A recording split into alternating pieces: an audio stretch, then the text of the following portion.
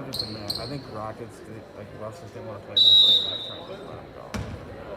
And they got a first round pick last night. So we send you 2 months. Yeah, but the Wizards will be relevant at least in the news because they have Russell Westbrook and Bradley Beal now. That's not gonna happen. Huh? That's not gonna happen. Oh yeah, that would probably be exciting, but I mean, they'll just be. This will be an exciting team to watch. Sounds like Giannis is gonna sign. Yeah, it looks like it. Well, they got Drew Holiday, so that was a good move. And I think obviously he's gonna surprise. Backup player. They got him. Yeah, I think DJ Augustine. Pretty good. I think Yeah, sounds a free agent. I would have. I think Chris Paul would have been better for this year and next year maybe for the Bucks, but long term, they have a chance to keep Drew Holiday. And he's a long, yeah, he's a lot younger, longer defender. Well, I don't know if I'd say better. Chris Paul is what's a pest on defense, but he's way longer. He can get more steals. It was a good move. They added 3 forwards. Who? Forwards from the Spurs who can really shoot. Torrey Craig, defender. Since Wes Matthews went to LA.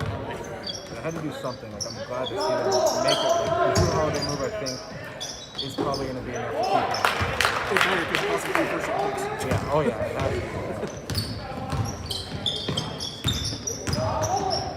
If he leaves, then he sucks. Yeah. Oh, if he leaves, they're going to be irrelevant.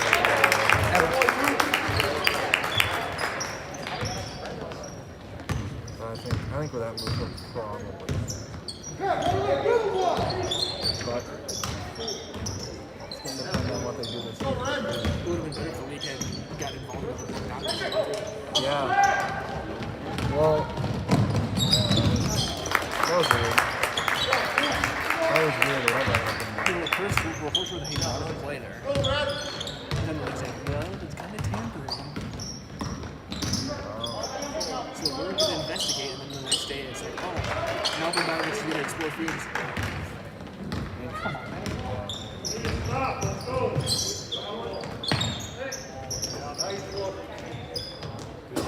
But I did see a report that was the guy Giannis wanted the most, like Bogdanovich, which that was interesting. Shooter.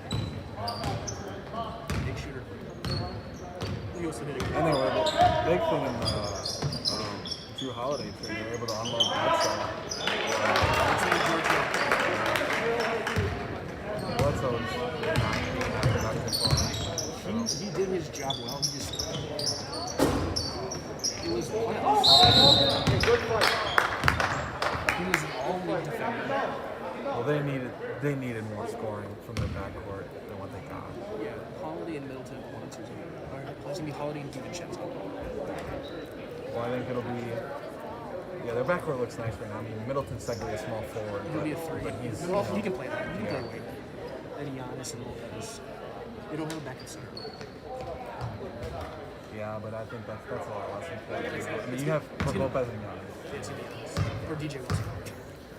I don't think that's a big deal. I mean, give him a chance to see what he can do. Probably. Yeah. He's athletic. I think. With that move, I wouldn't. I mean, I picked the Bucks to come out of the East last year. I think they're going to come out of the East this year. Miami's going to be good. Yeah. Maybe Brooklyn. Yeah. I mean, Brooklyn's the X factor. I just don't know how well KD and Kyrie will fit together. They'll be healthy. Yeah, that's the big hope. If they're both healthy, they could. I mean, they have a chance to win it all with how good, with how talented they are. But you have Jared Allen and yeah, they have a great team, but I don't. They have a good start. I don't see either Kevin Durant or Kyrie being a good leader, like a leader on the team. I don't think they're that good for us. So I would go with the Bucks. I think. I don't think I'm in the same spot as I was last year. I don't think anyone's going to beat the Lakers again. Though.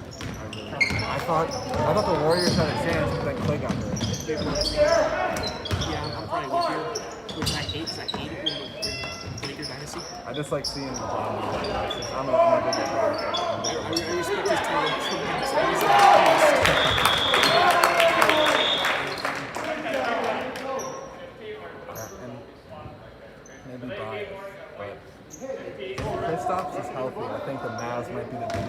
to the Lakers in the West. I would say them the Clippers.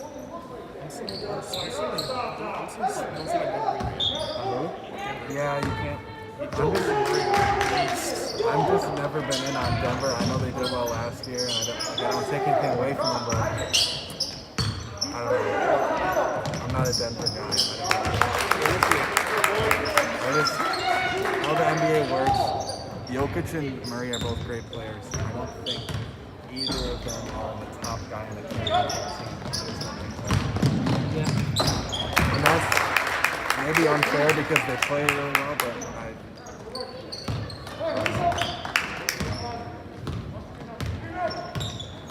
I was really bummed to see Clay get hurt because I really loved watching the Warriors before they got Kevin Durant. When they got Kevin Durant, I was just annoyed with him, but then they lost him. Clay's one of my favorite players because he plays all out of the time. Well, Steph's one of mine. I really like Steph. I like Steph too. I mean, he gets under his skin at times. He's a little flamboyant sometimes. He's like all the Chris Paul up and dirty quick. Yeah.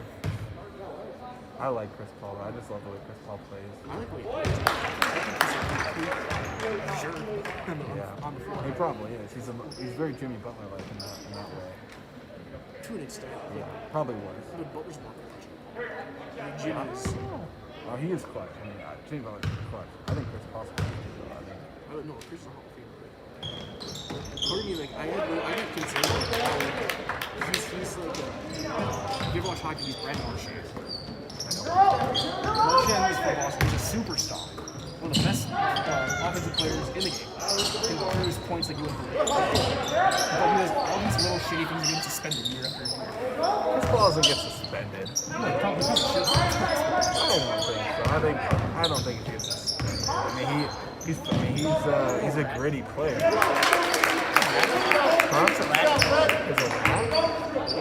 He's a pest. Oh yeah. Gets under your skin. Yeah. All that and he's been a superstar.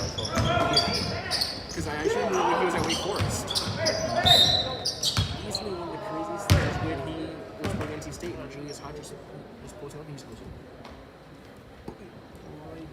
He can, but him doing that stuff, it allows him to hold his own against bigger guys. Like, I've seen guys post up, Anthony Davis post up on him. He can't score sometimes on him because he's just like poking there.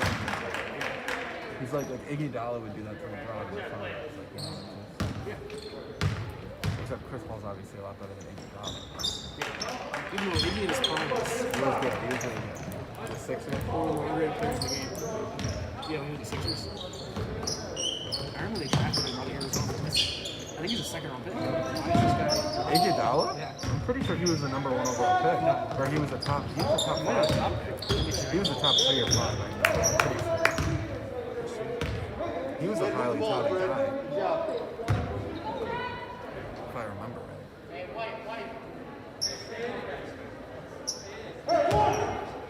9th, okay. So yeah, top 10. No, not quite number 1. 16 years ago. Huh? 16 years ago. 2004.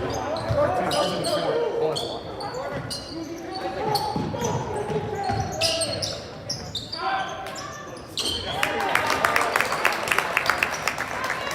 You're on, man.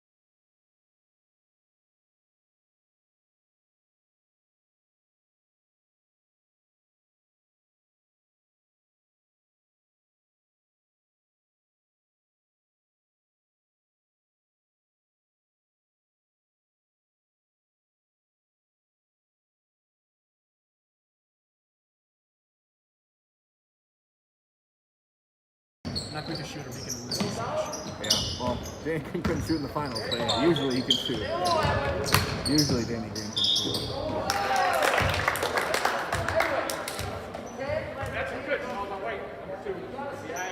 But I picked the Bucks to come out of the East, but I wouldn't be surprised if it was the Nets just because it's Kevin Durant and Kyrie on the same team. Yeah. They built the team really well. Yeah, they have. For whatever reason, And they got the best coach. Yeah. I still think Stevens is up there. I mean, I think Spoelstra might be the best coach in the NBA. He's in the conversation. Him and Carlisle. Yeah. Yeah, those two guys are two of the most forgotten, like in the past 5 or 8 years, like since they lost their good players. Have been two of the most forgotten great coaches in the league. And I think if I had to order the East, I'd say the Bucks would probably be the 1 again. I go Celtics 2, Nets 3, I think the Heat will be 4.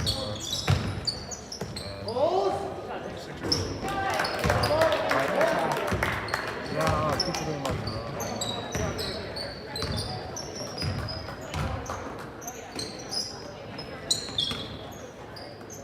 The Celtics would be an X factor. If Jason Tatum takes a jump to superstar MVP level, then they'll be yeah. And they have Kemba, so you never know. The Celtics could be. Plus, they don't have to be next to Hill.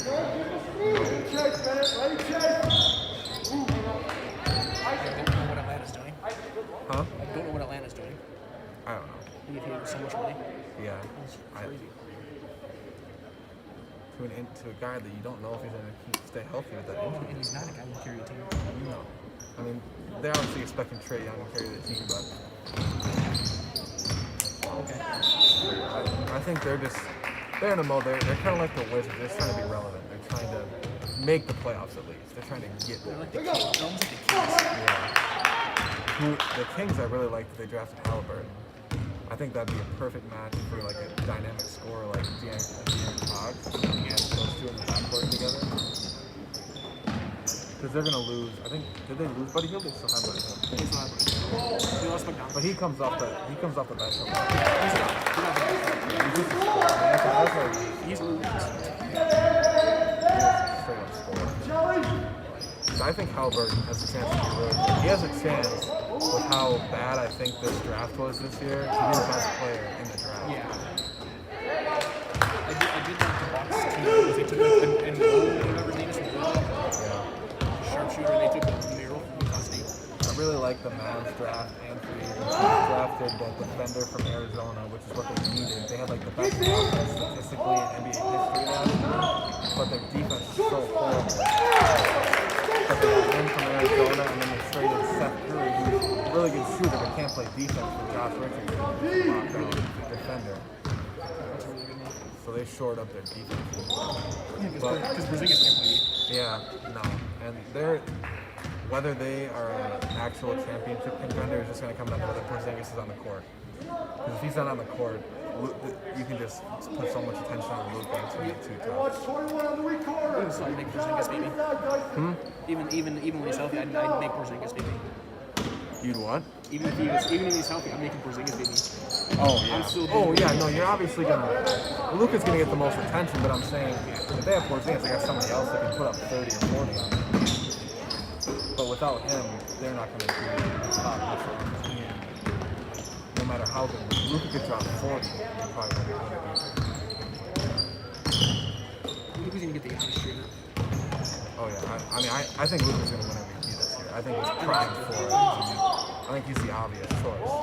I think it's going to be Luka, Steph, and Giannis. I think those are going to be the 3. LeBron too. Yeah.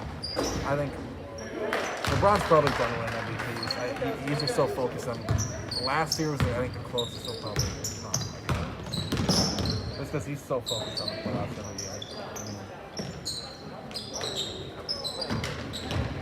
and AD won't because LeBron's going to take so much discount. I could see Booker making a run at it. Yeah. Probably not. Dame? Yeah. If he was a scoring player. Yeah, he's always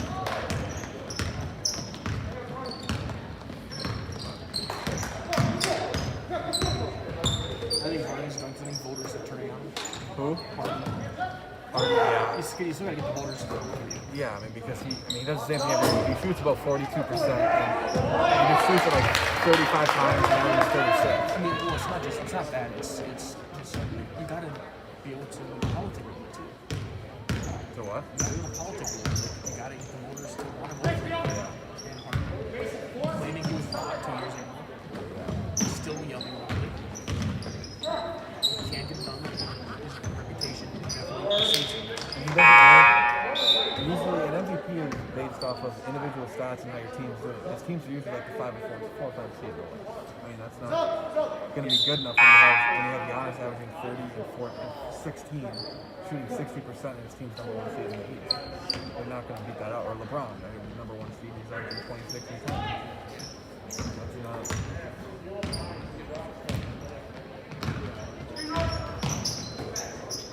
That's why I think Luka's going to. I think the Mavs will be a for sure top 4 seed. I think this year. I think Luka, he might average 30-point triple-double this year. Just about 50%.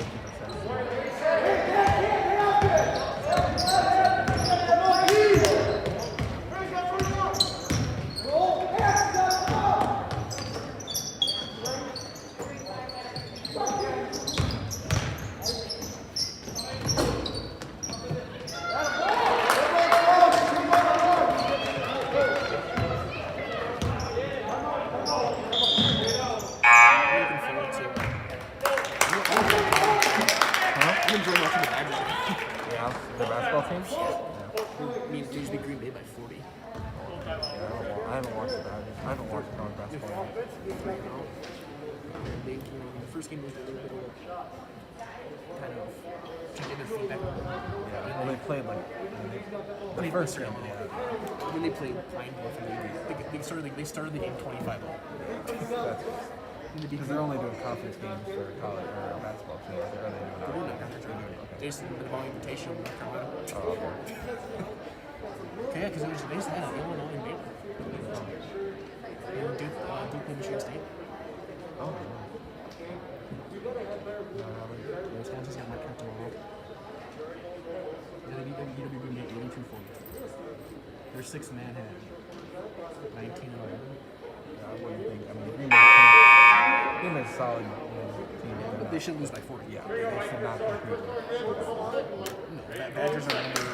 They're probably gonna jump up to number 3 too. The Ravens. They're before right now. I mean, they're starting 5 seniors who could all come back and shit. I don't watch UNC yet. They're undefeated too. I don't think they've played it. Hey, here we go.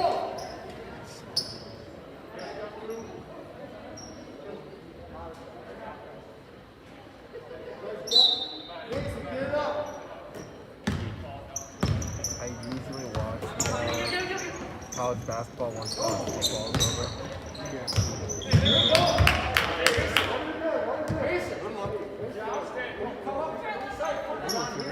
I'm still trying to figure out who's going to make the Super Bowl in NFC. I'm just lost on it. I think every single team has huge holes. Every team's got a hole. The team that I think where defense is really turning around is Seahawks, and I think if their defense turns around, they might be the best pick. They still have an offensive player. Yeah, it's alright. I mean, they finally got their running back back. Now they can actually run. I think Seattle, Green Bay, I mean, I still have the Buccaneers in because they're playing horribly, and I think Bruce Arians should be fired. I think the way he is running their offense is just awful. He refuses to run the football when they have 2 studs at running back. Okay, Tony Romo. Huh? Okay, Tony Romo. I'm sorry. I think he is. I mean, it's not like Tom Brady. Tom Brady deserves blame, but Brady got basketball. yeah, but I just don't. I don't see a physical decline. He can still zip the ball just as much as he ever did. And he's making bad decisions, but I agree. His accuracy over 10 yards. Right, at least recently has been. Yeah, recently hasn't been great, but I think Arians needs to go after this year if they don't turn it around. The play calling is terrible. I'm sorry. It's absolutely every single game. It's just send my big guys deep and try to find them every single play. Yeah, I think it's a combination of him and the person. It's a two-way street. It's a bad fit. Yeah, I think it's a bad fit quarterback and coach. I think if they had a different offense, Tom Brady's run the same offense for 20 years. They should have conformed a little bit through, like Tony all said in the broadcast, a little bit of what he does well, which is why he wanted Antonio Brown, because Antonio Brown could play a slot receiver and run those little short routes. Mike Evans and Chris Godwin are deep vertical receivers. I think Godwin can run those routes. Yeah, he can. But I think Antonio Brown's best suited for it. It's his play style. Now, I think that's why Tom wanted him so bad. Yeah. To try to find Romo really got him there because he's right to an extent, but he was so actively shooting that it was yeah, he was. It was pretty bad. Yeah, he wasn't putting anything on there. You can't put the picks on anyone else, but I will say the stats they brought up were the first year the quarterbacks in the system have their career high in interceptions.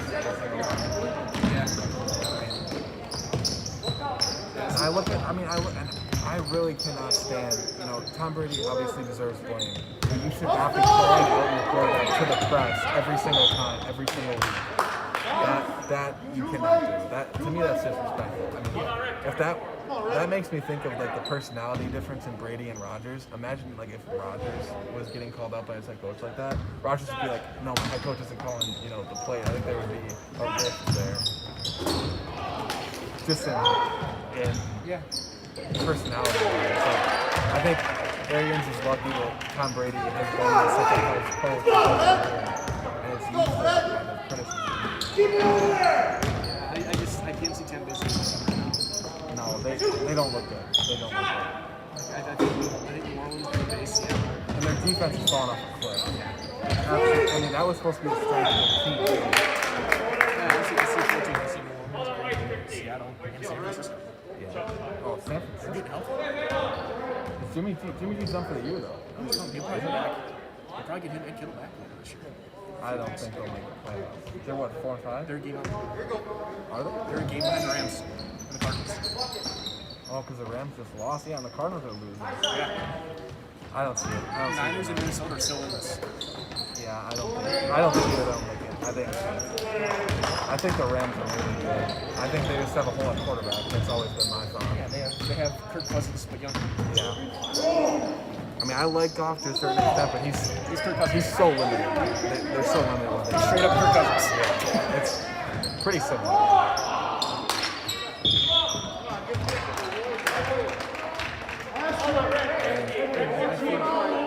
Because I can see if they keep on getting Tampa can miss it. Huh? Even they keep getting Tampa can miss it. Yeah, they could. Yeah. We know 3 spots. We know New Orleans, Seattle, Green Bay, and someone's going to win the East. Yeah, and I think it'll be. I said this weeks ago. It'll be either Washington or New York. Yeah, Philly's done. The Eagles. I don't know what's happened to Carson Wentz. He's back. I think the biggest problem is Doug Peterson. Yeah, I don't like Doug Peterson, but I think the biggest problem for Carson Wentz is that he had to watch his backup quarterback win a Super Bowl with all his teammates, and then they build us, and then he has to look at his stats going to the season. I think he can't escape the whole season. There's that. I think his quarterback hung. That's okay. His quarterback hung him out to dry. His coach did this. I mean, from what I've been seeing, the front office doesn't want him. They want to move on. They want Jalen Hurts out there. The front office does. From what I've seen, obviously they want him to do well because they gave him so much money, but they can't trade him for another year. Yeah, the front office wants Jalen Hurts. And I've always liked Carson Wentz, but it's getting to the point you can't make any more excuses for him. He just plays. He needs a new team. He has to have a new team. I think if he was on a team like the Colts, give him a shot there. A team like that. New Orleans. Yeah, New Orleans. Yeah. That'd be a good spot. Taysom Hill's not the answer. No, and I don't think James is the answer. I think James should be starting. I've been out on, probably over Taysom Hill, but I've been out on James. I cannot. I would never want James on my team. I think he's the most immature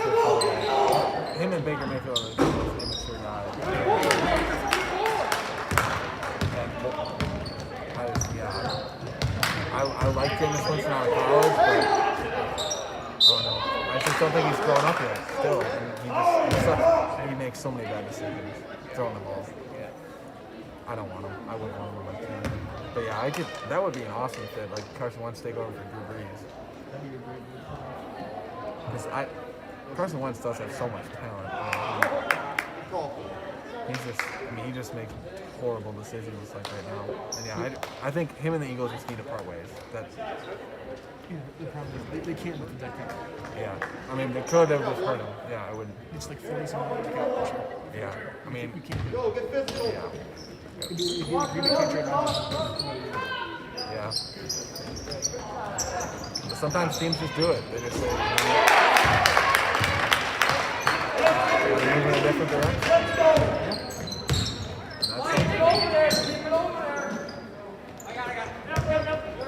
I don't think they should have. I was wary of him signing the contract extension in the first place just because he's so injury prone. Yeah. Just because he's so injury prone. At the time, I was like, I mean, I like him, but is he going to be healthy throughout this contract? Which, for the most part, I guess it has. Targets are 1-1. Oh. They beat Stanford. Now they got Iowa. That's a tough series. Yeah, what North Carolina is supposed to be, they would win those games. But I was going to trade the country. are they? If Luka Garza's back. Huh? Luka Garza's back. Yeah, ever since Big Ten's at number 3, 5. ever since that last title, they were good the season after because they had like Kobe White. They weren't what they were. They're in a somewhat of a rebuilding stage. As much as a team that has the recruiting level of North Carolina, can be. Because Gonzaga's not. Mm-hmm. Duke was super advanced. Baylor was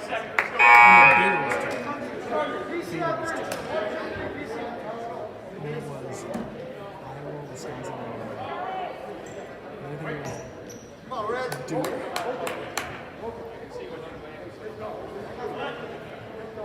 Big Ten is. I did just see Be up. Ohio State just got the quarterback in the class of 2020. Out of Texas, yeah. That's just embarrassing for Texas. Well, that's why They can't recruit guys out of their own state anymore. that's why the rumor is that they're going to fire Tom Herman Yeah, I mean, and Urban Meyer. that would be a great move. Because Urban can recruit. I mean, that's what Urban does. He goes into faltering programs and turns them back into college. And then when they get investigated by the NCAA, he leaves. He's the John Calipari of football. Well, he wins more. He wins more, I think. He wins more championships. Yeah. Calipari wins a lot. He just Yeah, he wins more championships. He turns programs into championships. The top 10 right now. I mean, that's who I wanted the Cowboys to hire when they were searching for their coach. Urban. Yeah, I mean, he did. You never know how that's going to translate I'm to the wary of NFL. any college coach. Matt Rule looks good right now. Yeah. But other than that, I'm very wary of any college coach. I'm not as I used to be, but I'm not as much anymore because the NFL takes so many aspects of college game. I thought if they're going to hire a college coach, it would have been like Riley. Yeah, the number one guy I wanted to get was Urban Meyer, then it was Riley, and then it was McCarthy. Oh yeah, I think people are way overreacting to McCarthy right now. The Cowboys just don't have a good team right now. Well, I mean, They have nobody on the offensive line. he did help himself with that stupid fake call.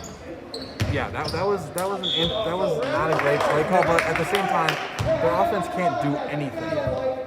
When you're at the point you're a 3-8 team, you have no shot. You're just trying to like create a spark here and try. That's when you try crazy stuff. If they were 7-4 right now, he would not be calling those plays. Yeah. It wasn't quite the fake punt bad, but it was. Yeah, it wasn't a great play call. You really fake punt. I can't fairly judge him right now with no starting quarterback, no offensive line. And your running back is your running back seems out of shape. Yeah, Something's wrong with Zeke. I would hold back on criticizing Zeke right now because watching them play, there is nowhere to run right now. There is nowhere to run. I mean, even putting Tony Pollard in there, Tony Pollard's got nowhere to run. He had like one of the greatest runs I've seen this season. He gained a yard on it. because their offensive line is just horrible. They have no Zach Martin. They have nobody. The Irish is out there. Yeah, the Irish is out. What do you got hurt with that? Huh? I know he went Irish. What did he get hurt with? He had. I thought it was like a nerve thing in his neck, and it happened pregame. It happened pregame. That was a hamstring. Or yeah, maybe it was a I don't know, but yeah, he had a pregame. It was a pregame injury. Yeah. Because he was playing well. But at this point, the Cowboys are preparing for next season. They're not. As much as they want to try and convince themselves, they're not playing for the NFC East title. They're not winning that. Drafting offensive line. Yeah, they're not. And Fourth corner. I get Zeke has slowed down every season, but I've seen that Zeke hasn't been as fast as he was since his rookie year. He's been a lot slower because he put on 15 pounds. Yeah. He's a power back. He's a big back now. Which the problem is they're paying him. Yeah, I never thought they should have paid him, but now that they did, I still think he's a top 5 guy. If he, I mean, like I said, I'm kind of waiting to judge them next year. Once they get their guys back, that's when I'll wait. If Zeke still's running for 40 yards a game, then yeah, we get okay. Then we can talk about trade. If there's a guy to trade, the first guy to trade is James. DeMarcus Lawrence looks much better. Smith and Cooper. Yeah, I mean, Cooper, he's another guy you have too much dead money tied up in. I don't think they can. Yeah, no, I'm going Lawrence. Yeah. I keep Lawrence. He just looked, I don't know, he wasn't making plays. Yeah, Lawrence looks good. Yeah, I would trade Jalen Smith, and then they're stuck with Cooper. Like, what do they like right now? They're stuck with Cooper because it's like Carson Wentz, except not quite as much money. You got too much dead money tied up in him. And you have that with Jalen Smith, but I think they could sacrifice one of those. I would trade Jalen Smith, and as much as I like him, they should trade Gallup because Gallup is in his last year of his deal next year, and they're not going to be able to pay him what he wants. They will not. We'll take him. Yeah. Okay. Yeah. I would trade him to the Packers. The Packers would give up as much as any team would. They're a team that's looking to win right now, and they need a receiver. The Packers would give up a lot. I don't know if they would because the one is They give up a first round pick. I think it'd be a first power round pick swap. because they do have to because Green Bay is tight with the cap. Yeah. But if they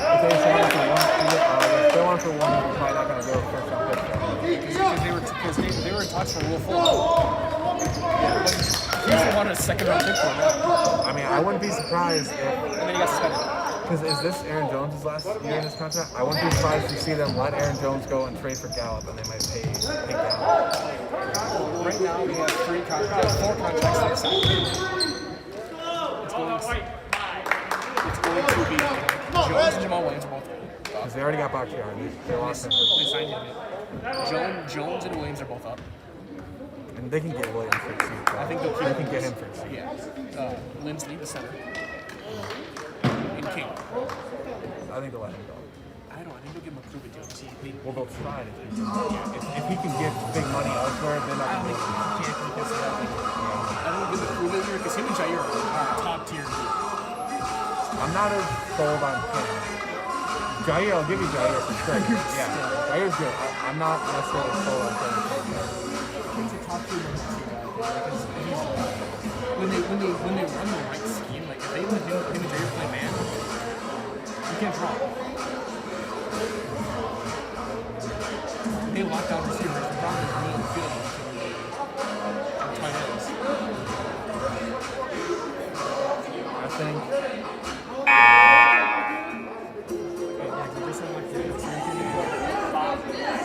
I think Adams going to be looking in a couple years. I think Adams got 1 more year. it is too early to tell, but I think they do look. I was for them drafting quarterback in the first round, but it doesn't look good that they drafted quarterback in the first round. And it's too early to tell with Jordan Love, but I still think it's a bad sign that he wasn't even a backup this year. I know people like Boyle or whatever his last name is, but I think the big thing is, I think Love, to an extent, he's almost like they're almost using like a quarantine quarterback at times too. yeah, he's so much. I think he's such a developmental player. He is. Where I think if they had like a regular offseason, I think he would have been number 2. But because they couldn't, there was no mini camp. There was like a 2-week training camp. But it looks. Boyle knows the Steelers' offense. My personal opinion, like on Rodgers last year, I thought he was declining. aging. I was wrong. And lots of discrepancies in the first game of the season. That's what it was. Well, he was still getting rid of the McCarthy tendencies. Yeah, and so that's clearly what that was. So I don't see, if Rodgers is healthy, I don't see him slowing down within 2 or 3 years. No, I can see them if he wins one, if they win Super Bowl. I can see him going anyway. Just retiring? You on top? Okay, Manning. I don't think Rodgers will. I think Rodgers has such a big chip on his shoulder all the time. I think he just wants to tear up the league every year. He doesn't strike me as a guy that's gonna. I don't think he's gonna stop until he gets hurt and has to stop. Yeah, there's that. I think with Love, it could come out. I prescribe the accident. The quarterback of the future, it's better to draft one and not have use him than to not have one need. Yeah. You're always gonna have Aaron Rodgers defenders being mad that they're going to get him. We saw the same thing with Brandon. It's the exact same thing we saw when they drafted Rodgers. Yeah. People were really mad when they drafted Rodgers.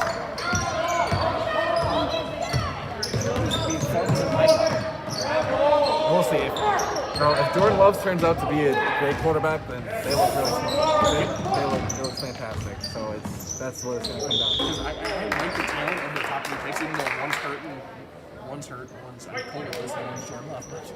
I like Dylan. Dylan's got balance for guys 230 pounds. I think that pick showed they're going to let him go. I don't think so. I think they signed Jamal. Jamal's going to be 3 times cheaper. Aaron Jones is going to get paid. And Jones also gets hurt. Jones is not a big back. I think Jones is going to be a guy. He's going to sign with another team, and he probably won't be super relevant. He'll be a solid running back. Smart shot for him in Houston. Yeah, that would. I don't. Yeah, for him, He's in Texas. They need a running back. They need offense. They need everything. But him and Watson would be so much fun. Yeah. I love it so much. I don't think who hires their coach. That's a big question. I think it should be the enemy. That's who it should be.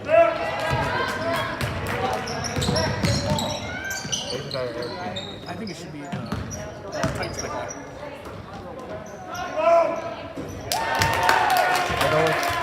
I think it should be.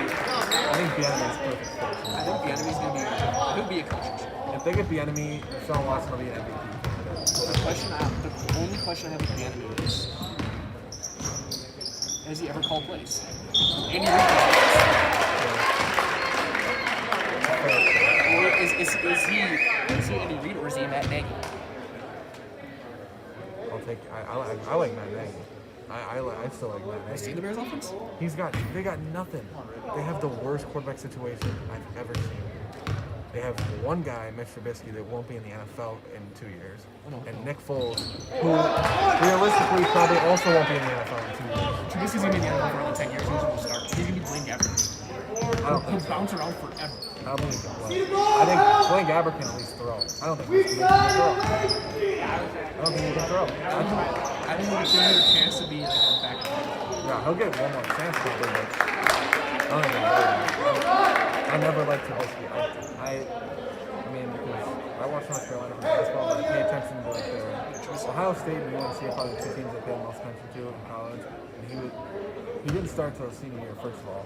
And his senior year, he wasn't. I didn't think he was anything special. I didn't see anything that jumped off the screen. I was like, yeah, this guy is something special. He had good numbers, but he was a lot of dink and dunk to like screen.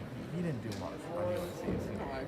I could not believe that he was the number 1 quarterback taking over Sean Watson. Yeah, because everyone's getting bored with Mahomes. Yeah, I could see that because Mahomes is a huge project. Out of Texas. Yeah, he was a huge question mark. I mean, it was like, is this guy going to throw? Yes, I mean, with Mahomes, it was like, is this guy going to throw 5 picks a game if he starts in the NFL? That was the question. The thing is, I called, when I did a mock draft, I said that they were going to draft Trubisky 3rd. Because the Bears were dumb. Like decision making. Yeah. Like that was a bad decision by Chase. I was just flabbergasted that Deshaun Watson didn't go around to the Browns. I get it, Miles Myles Garrett was great. I said it. I was like, I don't know what these people are missing. Deshaun Watson's, he's probably a Hall of Fame quarterback. Myles Garrett's right. I think I would have went with Deshaun. I think Deshaun Watson is just as good of a prospect to me as Trevor Lawrence is right now. Let's see. Garrett's Julius Peppers. Yeah, no, Garrett's a beast. I mean, they got a great player, but would they be better right now without Garrett and with Deshaun Watson, or with Baker and Garrett? I think they'd be way better with Deshaun Watson. They'd be a Super Bowl contender if they had Deshaun Watson right now. Maybe it all depends on what season they would have made after the pick too. Like there's a lot of butterfly effects there. Yeah, there's a lot of different stuff that can happen, but I know my questions with Watson about his accuracy. well, yeah, I mean, I think the biggest thing was he threw some picks his senior year. That was a big thing I heard. But yeah, like he had like a little pitch, but he's improved. He got better. But that guy, I think he has it. When they talk about, I mean, he just plays well in big games. He's got that attitude. Yeah, I agree. I like Watson's top 10, borderline top 5. I think it's top 5. Yeah, I think top 5. I mean, it's Mahomes, Rodgers. I still have Russell Wilson. I mean, Russell Wilson, he's struggled the last couple of weeks, but those are your 3. Yeah, those are the 3. And then I have Deshaun. Then Deshaun. And then I have like a Drew Brees, and I still can't take Brady out until I see him. Until I really see him. I think the next group is I'll give you Watson for, but then it's Brees, Brady, Big Ben. Ben's having a really good year. If Dak is healthy, I mean, Dak's not healthy right now, so I guess you're talking about Dak Lamar. I don't have Lamar. I don't even know. That's kind of what I thought was going to happen to Lamar this year. Happened to Lamar this year. He really needs to develop. I really like what I've seen from him. Oh yeah, Burrow will be. I think he'll be a top 10 quarterback. Yeah, he'll be like that. He'll be like that. Probably. Yeah, he reminds me. I mean, I think other people have said this, but he reminds me of college of 20. He just play. He's like a gunslinger. He's big. No, maybe not. Well, he's gotten bigger since. Like, you know, this offseason he got a lot bigger. I like Burrow. I mean, I like Tua the most, even though he hasn't had the stats this year. But I think he's another guy I think has that. If Tua stays in offseason working on his rushing, it's gonna be good. Maybe he moves the ball. I mean, I don't know if I want to mess with it too much, just because he's so excellent. Like it's not Tebow, it's I think. I mean, I like all the quarterbacks. I mean, I think Burrow's gonna have that Ryan career. Yeah, that's what I thought coming out of college. Talking about a guy who needs a new team. Ryan and Stafford. Yeah. I think the Falcons will be kind of dumb. I think they need to clean house. They just need to start over. Not that they have bad players, but I don't think they're going to win. They need to give Matt Ryan a fair shot.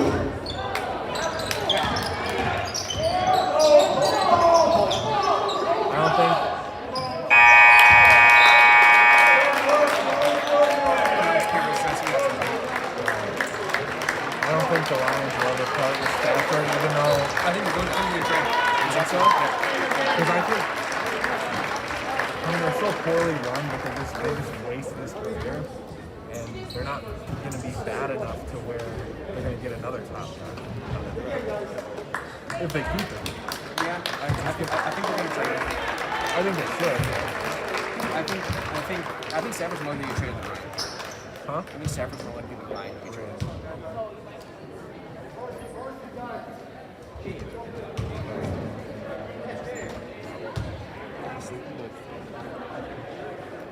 Our boys basketball team would like to take this time to recognize all of our parents and guardians for their support and encouragement throughout the season.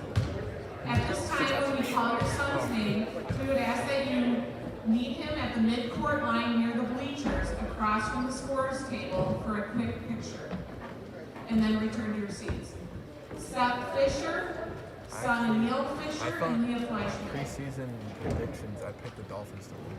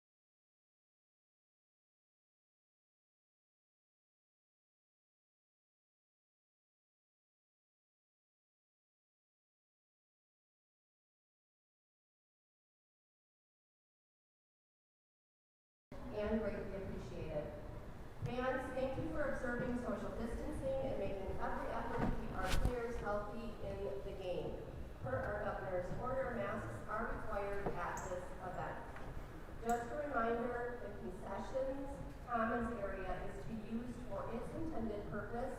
Please supervise your children at all times.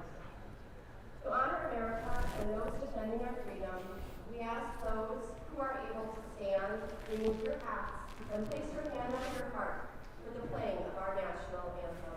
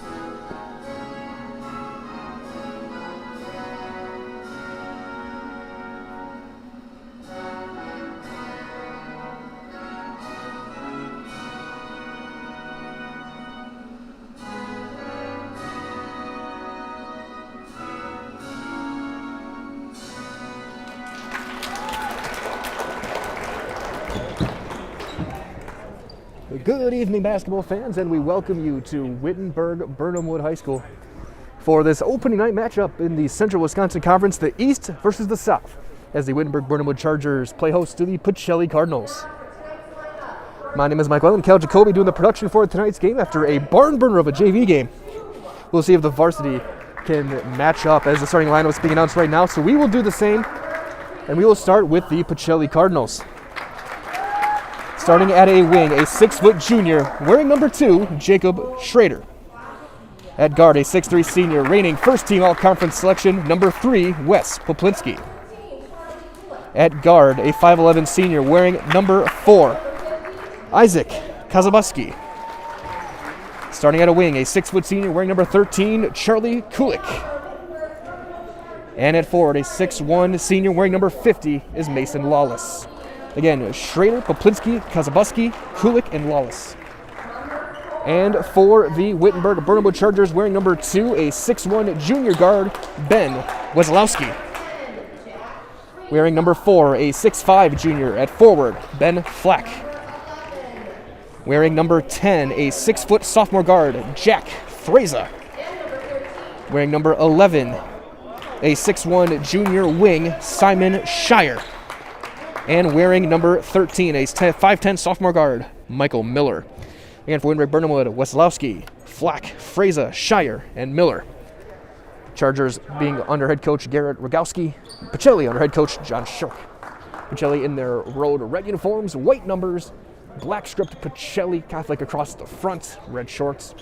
Wittenberg-Birnamwood in their home white uniforms with Chargers across the front, yellow numbers, and yellow shorts.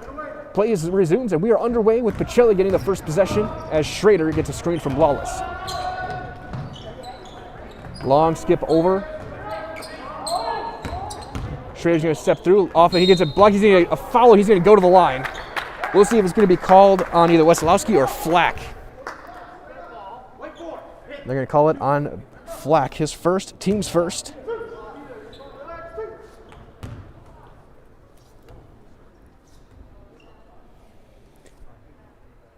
And Schrader's off to the left on the first one. Schrader last year averaged just over a point a game, just under 2 rebounds coming off the bench. Both teams were 500, 12 and 12 each last year. Both fell in the regional semifinals. So some very tough competition. Stratford and Wrightstown. That one's no good. Rebound taken by number 11, Shire. So he'll send it over to the wing. Shire has it now. Over to Miller, and he's on the baseline and a turnover to Pacelli. Looks like some full court defense for the Chargers so far. As Kazabuski over the top. That time Schrader will get clear.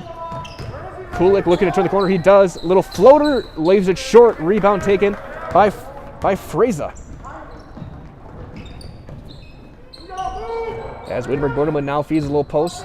Flack goes up and he scores. First points of the night to the Chargers. It's 2-0. We're just under a minute into this game. Lawless feeds Schrader right wing in the front court for Pacelli.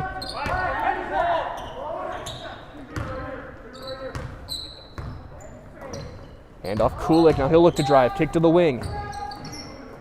Poplinski finally gets a touch. Poplinski, leading rebounder in the CWC South last year. Kozłowski has to wrap it back around. Kulik looking to drive. Kick back out to the corner.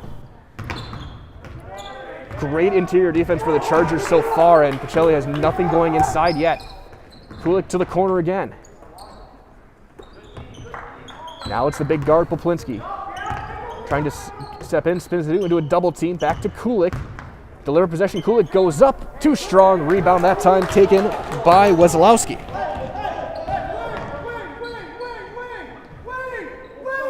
That was almost a minute-long possession that only got one shot for the Cardinals. And a foul called on Pacelli.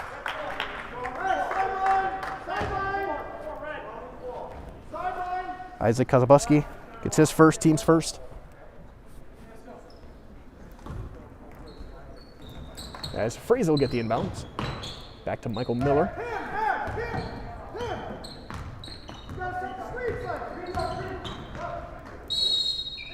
An offensive foul called and an illegal screen. As Ben Flack will get his second personal.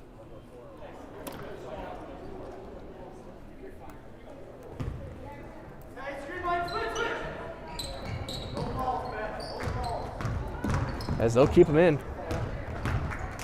Lawless goes coast to coast and he tries to feed it out of bounds. It'll be tipped away.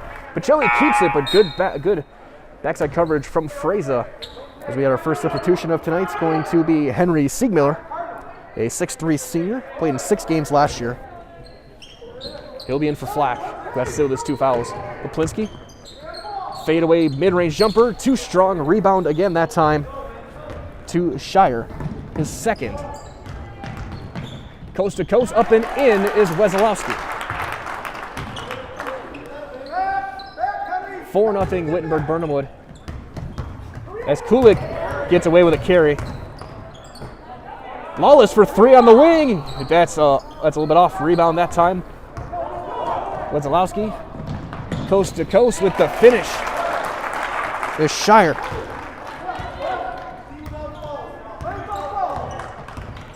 Poplinski steps through a little floater. That one's good. Cardinals get their first points of the season with Wes Poplinski. Averaged 17 and 10 rebounds last year. He's a first-team all-conference player.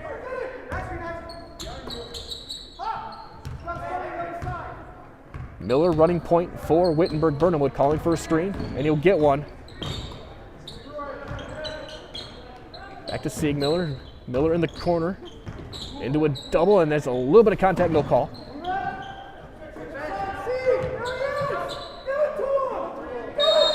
And they're going to call a 3-second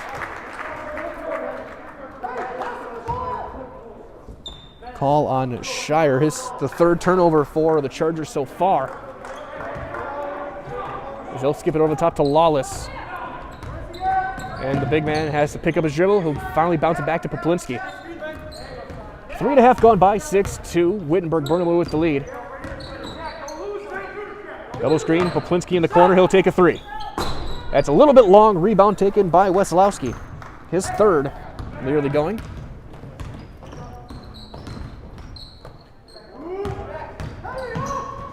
Feeding the baseline. Fraser has to pick it up, kick it back out. Siegmiller top the right elbow, I should say. And a travel called on Miller.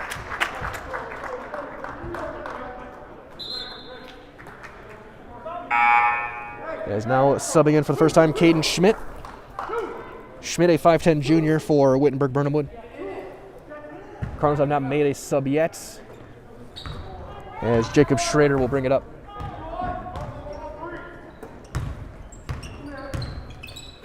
Poplinski, another open three, left corner. Got it.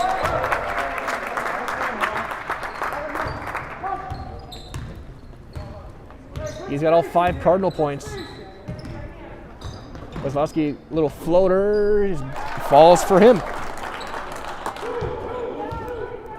4 early points for Weslowski. As Kulik tries to wrap it over. Kazabuski for 3. That's left short. Weslowski with another board. He's fouled in the backcourt. You never want to get a foul 95 feet from your basket. And it's going to be Charlie Kulik getting his first, the team's second. With 13:26 remaining. As Schmidt will bring it up for the Chargers. Chargers again going left to right. You're looking at your screen. Everyone, thank you for joining us here on Zaleski Sports Wisconsin. And an offensive foul is going to be called on the screen. That's going to be Simon Shire. Dropped the shoulder into it. Second offensive foul called tonight on Wittenberg-Birnamwood early on. Officials keep an eye on it.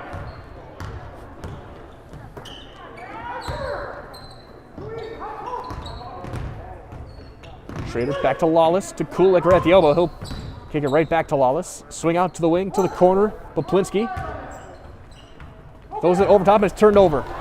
On the drive, taking it himself, blocked at the rim. But a rebound, Schmidt's going to get the attempt and he'll go to the line.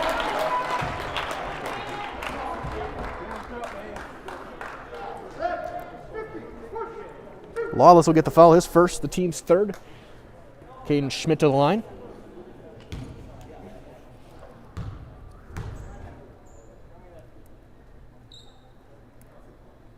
And the first one will not fall.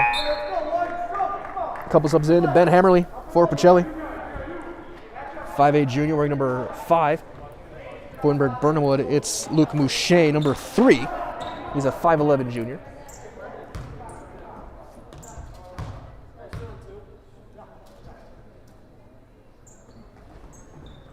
Schmidt goes 1 of 2. It's 9-5 in favor of Wittenberg-Birnamwood.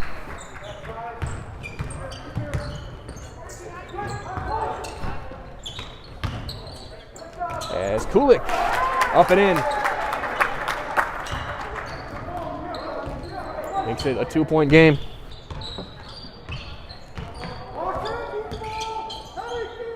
One-hand pass to Siegmiller, left wing, trying to feed the low post. Going up and under, off the bottom of the rim, no good. Rebound taken by Lawless. First rebound of the game for the Pacelli Cardinals.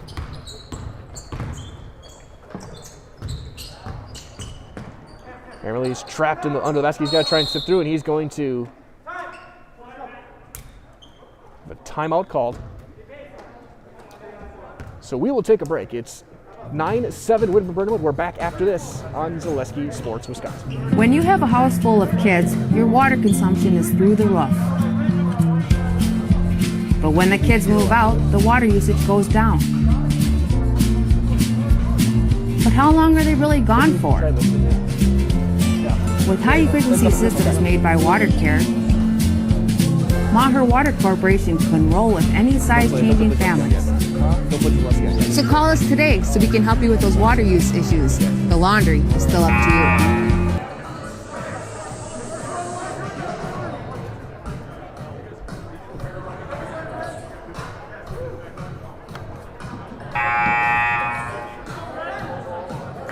As we get ready to resume play, a quick reminder as well that your locally owned Sherrill Tire and Service Center is going to keep you rolling and growing. They'll come to you with one of their 14 farm and commercial service trucks. Find your location at SherrillTire.com. 12-11 remaining. A big thanks to Sherrill Tire for helping us out over the course of this season so far and following winter. So we get ready to resume play. Kulik throws it over the top to Kazabuski. Pass to Hammerly. Swing back Lawless on the wing. Dribble, hesitation, almost got a carry for 3. Hammerly, a little bit long rebound though, taken by Kulik on the offensive end. Kazabuski takes a 3 of his own, that's too long. And a foul on the fast break. As Kazabuski will get his second, that's the team's 4th. Also can keep an eye on Ben Weslowski, 6 early rebounds for Wittenberg-Birnamwood. That's in the game for the first time for Pacelli. Caden Mayick, number 10. Inbound to Caden Schmidt. He'll drive, pull up mid-range jumper. Got it. 4-point game, 11-7. As Poplinski over to Charlie Kulik. Back to Mayick now. Wittenberg in that zone. And Meg's they're gonna give him shots on the foul.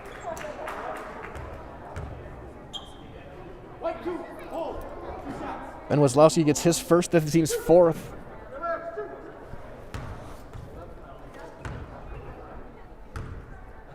Mayick was 47% from the line last year as he hits the first.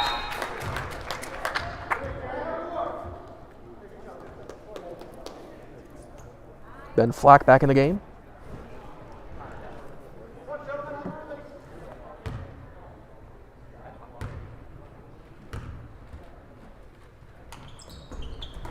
That one's no good. Rebound taken that time by Shire.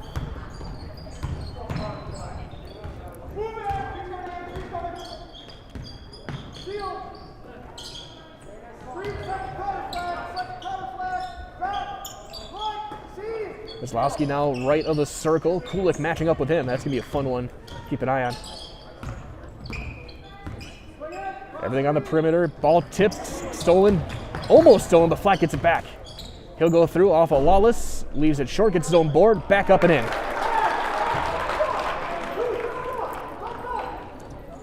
Four early points for Flack is 13-8. 10:40 remaining here in the first half.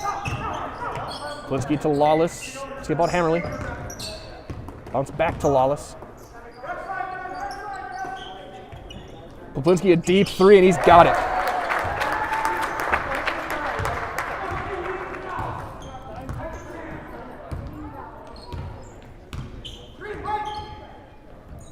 There's a shot blocked by Kulik, and then off the official.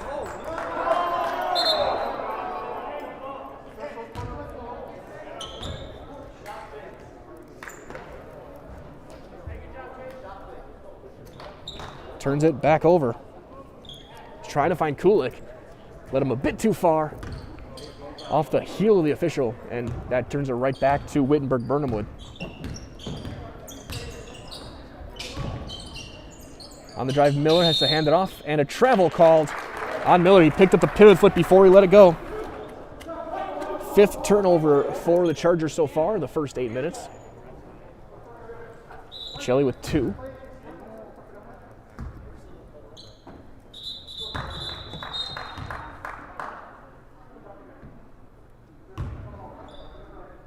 As a uniform violation was also having to tuck the jersey back in.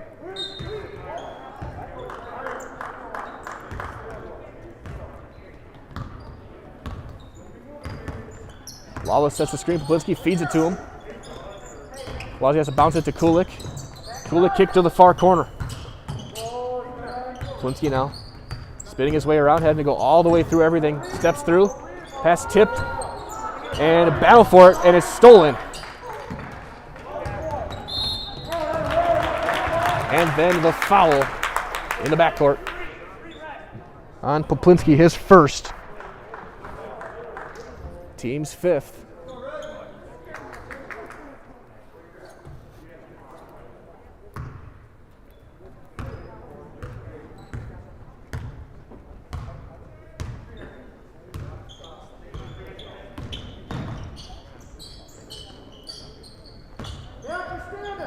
Miller trying to drive through, has to kick it right back. Open three on the left side, too strong. Rebound Poplinski. Kulik behind the back, and he's going to draw a foul.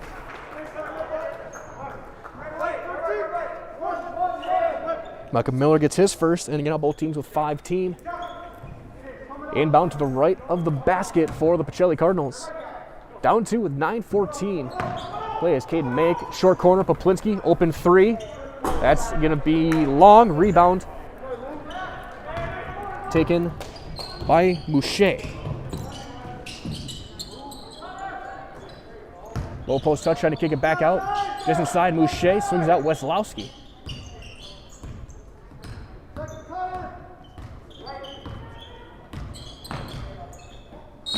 And he's fouled by Kulik on the, they're going to call it for a reach. For Charlie Kulik, that's going to be his second, the team's 6th.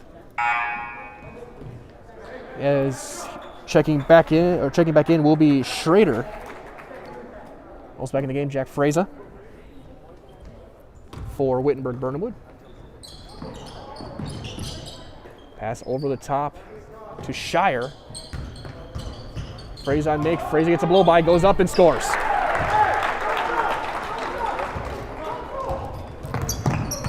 Poplinski runs into a triple team. Meg looking to drive. Fraser right there with him, forcing a tied ball. Arrow to Wittenberg-Birnamwood. That'll go down as the 4th turnover for the Cardinals here in the first half.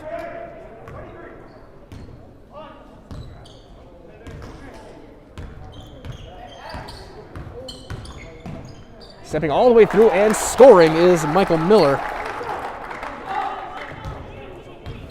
Just kind of weaving through with a Euro step. Gives the Chargers a 6-point lead.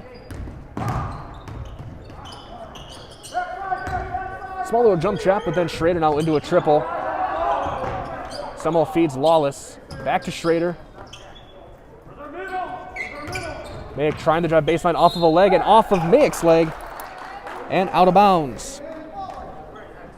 Another turnover for the Cardinals with 7:54 remaining here in the first. Quick moving first half as well.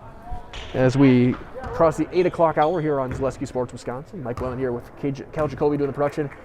Big thank you to everyone joining us wherever you may be, wherever you're watching from. And all of our great sponsors as well. Full slate of games tonight as well on this Thursday. We'll give you guys a breakdown of those at halftime.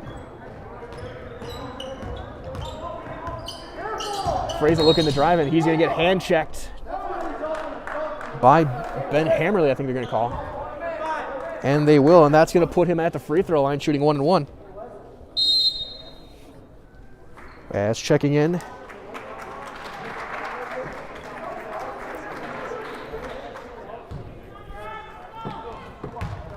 Nick Fox. That's no good. Poplinski the board.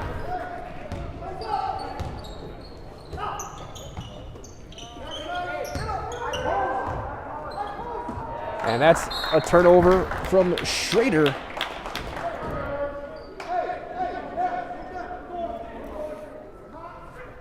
So Fox in, a 6'1" freshman.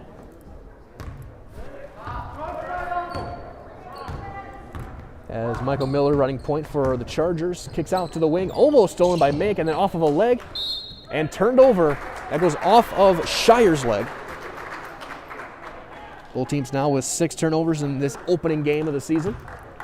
Both teams right now have a full 22-game slate as well, so hopefully you see a lot of Cardinals basketball this year.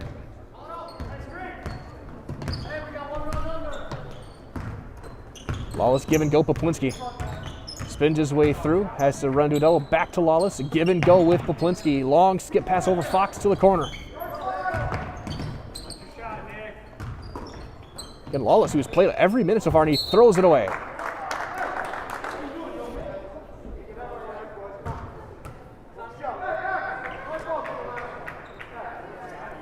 Make was expecting a cut back to the left wing, ended up throwing it right at Coach Garrett Rogowski.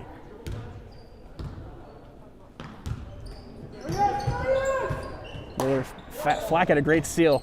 Didn't find him on the block.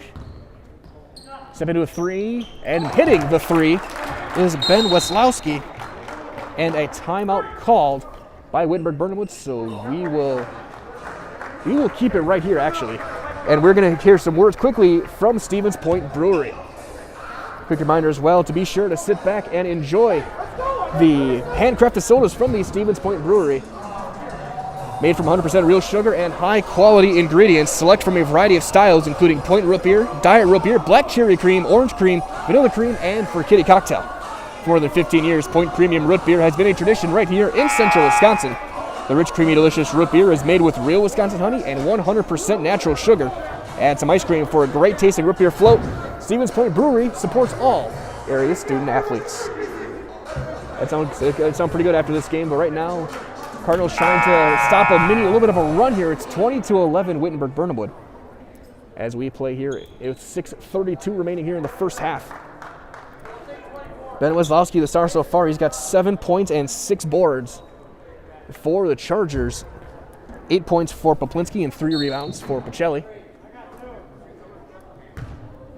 He's on the inbound. Jacob Schrader running point with Poplinski. Just give it a go a little bit. He'll drive into the lane. And a foul called on a late reach. And the second foul on Simon Shire. Teams 6 as they'll line up right of the basket.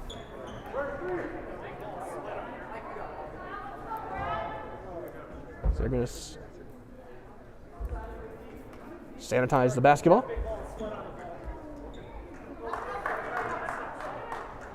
Officials very vigilant this season, as they should be.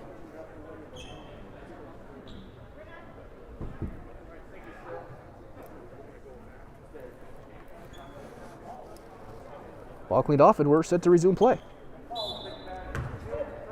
Schrader to inbound. To Poplinski, left wing. He'll look to drive. Right there is Shire. Full swing, left to right, 4 passes in all. Schrader with a nice move, goes underneath, up and in. Great move by Jacob Schrader, gets his first points of the year. Back within 7, 20-13. As Ben Weslowski will bounce it over Miller. Miller will take an open 3. That's going to be a little long. Rebound to Fox.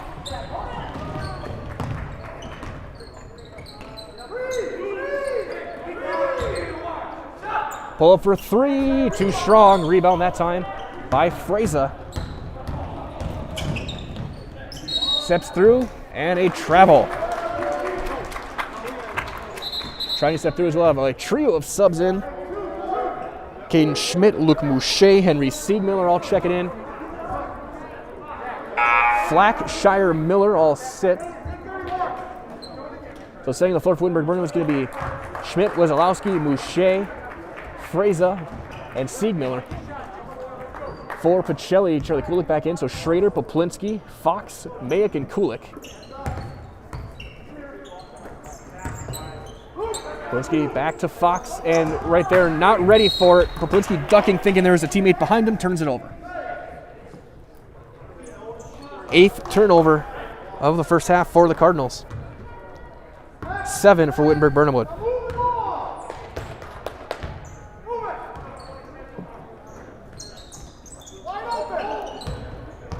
Mid-paint, kicking right back out. Fraser wraps it over, turns it over.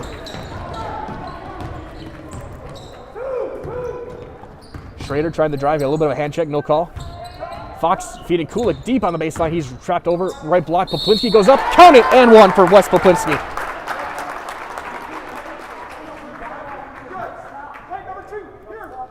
Second foul on Ben Weslowski as well. So a trio of Chargers now, some early foul trouble. Poplinski last season, 70% from the line.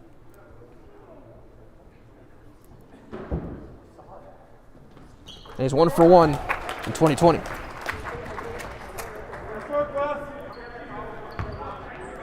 Eleven early points for Poplinski of the 16 for the Cardinals with 5 minutes to play. Weslowski pulling up. Mid-range is good. He's got 9. As Charlie Kulik kick to the corner. Fox open 3 on there. He's got it.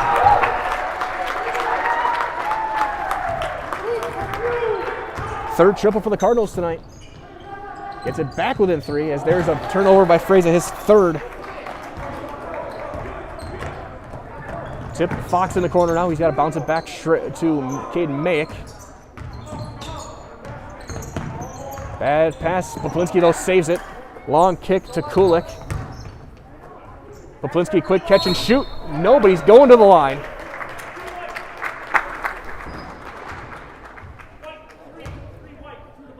As Luke Mouché will get his first personal.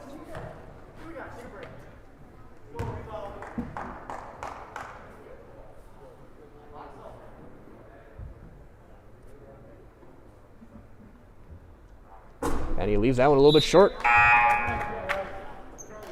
Yeah, Shire's going to check back in with us too.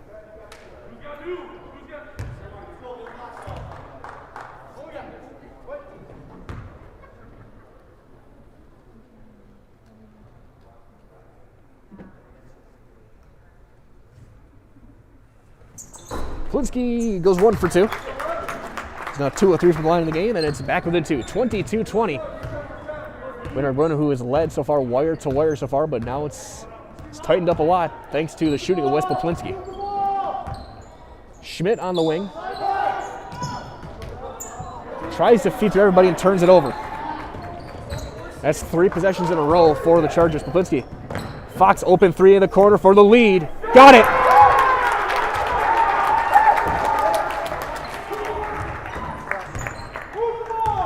And Pacelli with the lead for the first time tonight, 23-22. Pull up, and he's going to the line. That's going to be Wesolowski.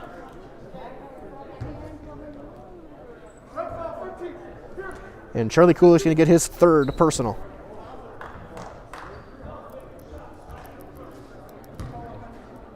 I guess they'll give him his 2nd.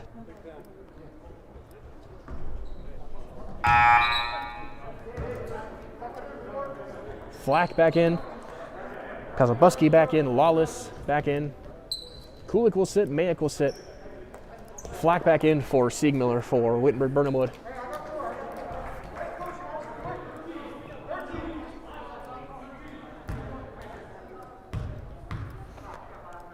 Kozlowski last year was 54%. That one, he's 0 for 2 this time. Rebound. Isaac Kazabuski. Blinsky, long skip, overthrows it, and it's turned over. Stolen by Wesolowski. Wrap pass, open 3 in the corner. That's too long, a bounce off everything. Rebound, Kazabuski.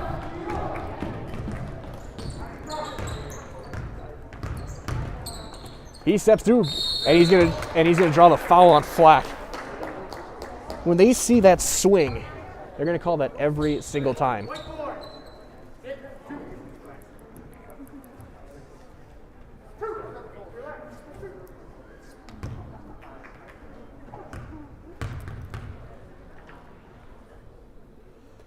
First free throw's gonna be left short.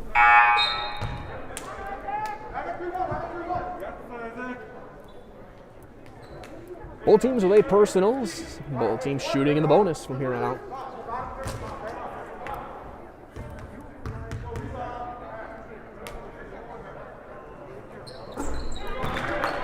Isaac Kazabuski 2 for 2. Or it's his first point. He goes 1 for 2, I should say. It's a 24-22 game. Mouche. Came out against this extended zone. Wesolowski open 3, right side, got it.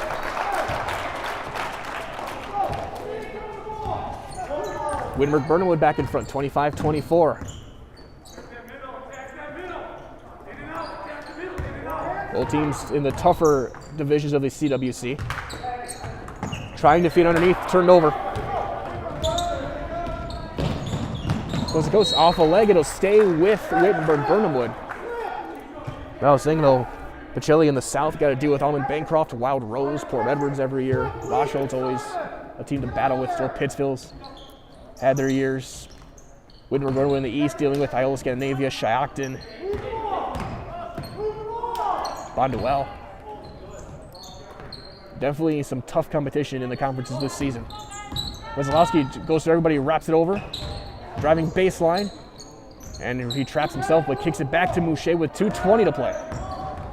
Tipped away and stolen, and then a foul is going to be called on Siegmiller, who reached and grabbed.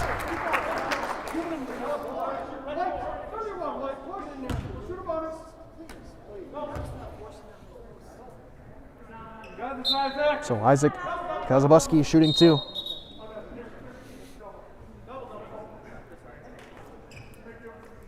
So double bonus for the Pacelli Cardinals for the last 2:15 of this first half.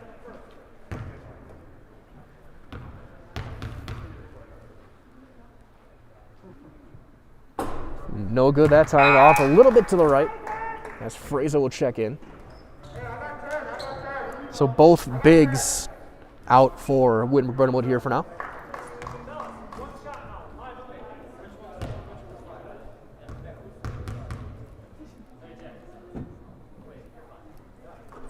1 for 2 again. Kazabuski ties it up 25 all. With 2-12. Open three, Schmidt. That's a bit long. Rebound taken by Lawless. Second rebound for the big fella. As Poplinski with a slight hesitation has to pick up a dribble, bounce out Schrader, high post, and he throws it away. Good idea. It's a little bit too much on that pass. 11th turnover for both teams so far in this first half.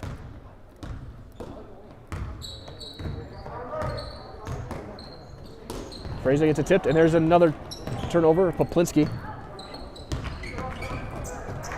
underneath, and Schrader will go to the line. I think we're going to get Mouche.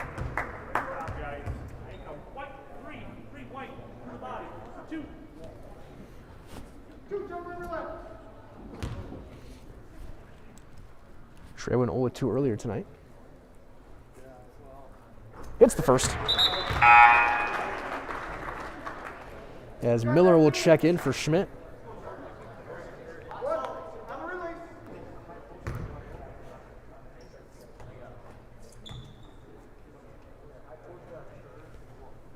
And the bank is open.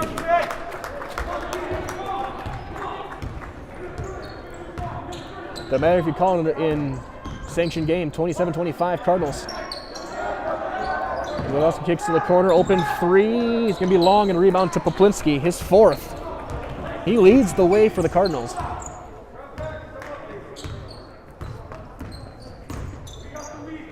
On the cut, Schrader jumps up, goes up and in. Great find by the senior. I'm not keeping assists, but he's got to have 3 or 4 now. Miller traps off of a leg, and they're going to call a kick on Poplinski, so it'll stay with Wittenberg-Birnamwood. 61 seconds remaining here in the first half. Both teams 4 timeouts.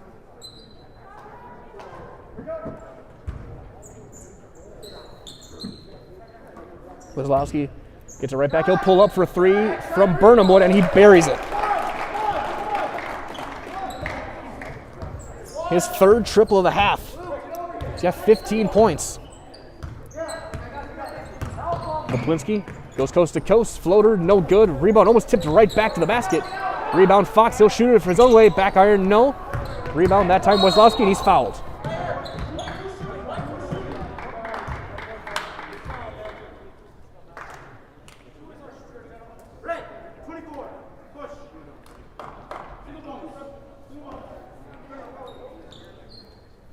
Ninth team foul for Pacelli with 36 seconds remaining. Mayak will check back in.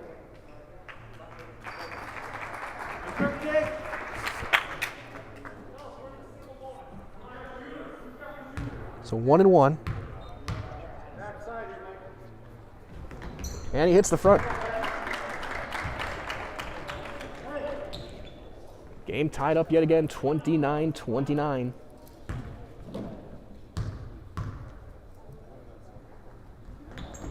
That one back iron, no, and a lane violation will be called. So they're going to give him another shot. Lawless stepped in a little bit early. Saw a few of those in the Pacelli girls game he did last week.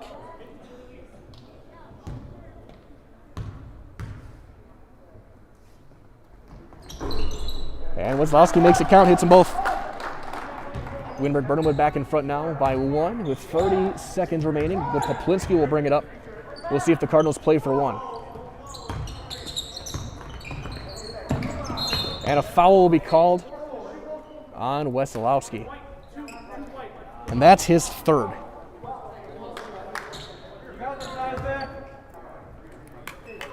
That'll bring Kazabuski back to the line. Shooting 2.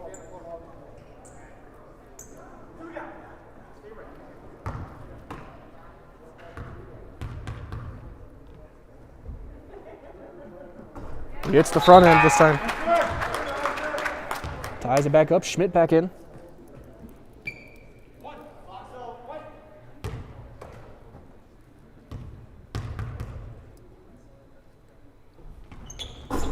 And 2 for 2. Gives Pacelli a 1-point lead with 20 seconds remaining in the first half. Miller steps through, has to kick it back out. Schmidt through a sea of hands, gets it back. Miller fading in the corner, leaves it a bit short. Poplinski tips it up. Rebound taken by Poplinski. He's got a partial break. He'll go up, tries the throw, and he gets it'll count, I guess, technically as a dunk. As the shot at the buzzer is no good, and Pacelli goes into halftime with a 3-point lead. We've played 18 minutes. It's 33-30 Cardinals. We'll take a break. Hear from some of our great sponsors. We'll be back with your halftime coverage right after this on Zaleski Sports. Grassland Dairy Products in Greenwood has been in the butter churning business for over 300 years. Since 1893, when the original Wietrich family immigrated to Wisconsin from the Swiss Alps, to present-day fourth-generation owners, Grassland Dairy Products has perfected the butter-making process. Grassland Dairy offers an assortment of butter products and dairy ingredients. Whether for industrial use or your own kitchen table, you can trust that Grassland Dairy Products will produce quality butter that everyone will enjoy. GrasslandDairy.com. Experience choice risk-free at Mid-State Technical College. Your choice to learn with small in-person classes, online classes, innovative technology class options, or your choice of any combination to fit your needs. You can get your liberal arts degree and transfer as a junior to all UW colleges or in-demand employable skills. Start now to experience choice risk-free at Mid-State Technical College. Find out what risk-free means at mstc.edu. At the Granite Shop, we take great pride in what we do. We offer high-quality natural stone granite as well as a huge selection of man-made stone. With full slabs as well as a variety of partial remnants, you'll have no problem finding the stone that was meant for you. Our high-end, high-quality granite, quartz, and marble is perfect for any kitchen, bathroom, or remodel need. We are locally owned and operated on County Road C near Stratford. We service all of Wisconsin. At V&H Automotive, you'll get the best price and best selection on all Ford, Lincoln, Chrysler, Ram, Dodge, and Jeep models guaranteed. At V&H, our friendly staff is always ready, here to serve you. No pressure, no gimmicks, just great deals, great service, and the best vehicles in central Wisconsin.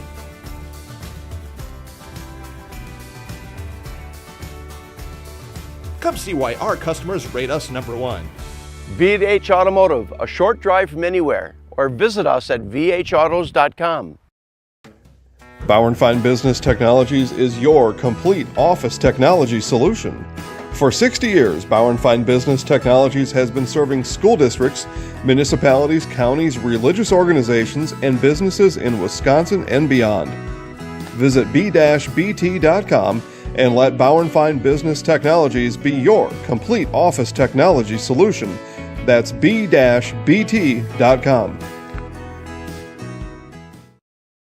Jason Zaleski here to tell you that Hewitt's Meat has you covered with simple, easy, and free home delivery. Residents of North Dakota, South Dakota, Minnesota, Iowa, Illinois, and Wisconsin get free, that's right, free delivery on every order from Hewitt'sMeats.com. Choose from bratwurst, wieners, bacon, jerky, sausage, cheeses, ham, snack sticks, gift boxes, and even the popular grillers. With over 50 flavors of bratwurst, Hewitt's Meat with free delivery will please your entire family. Visit the store in Tomahawk, Marshfield, or Hewitt's Meat on Facebook today. Hi, I'm Ashley. I'm the director at Little Sprouts. Little Sprouts has been a real great community. It's very family friendly. It feels like a big family to me, and being the new director here, I felt very welcomed into the family. I like the smaller family. Everybody knows everybody, and you all get to know everybody in the center, and we do family activities and much of a family atmosphere.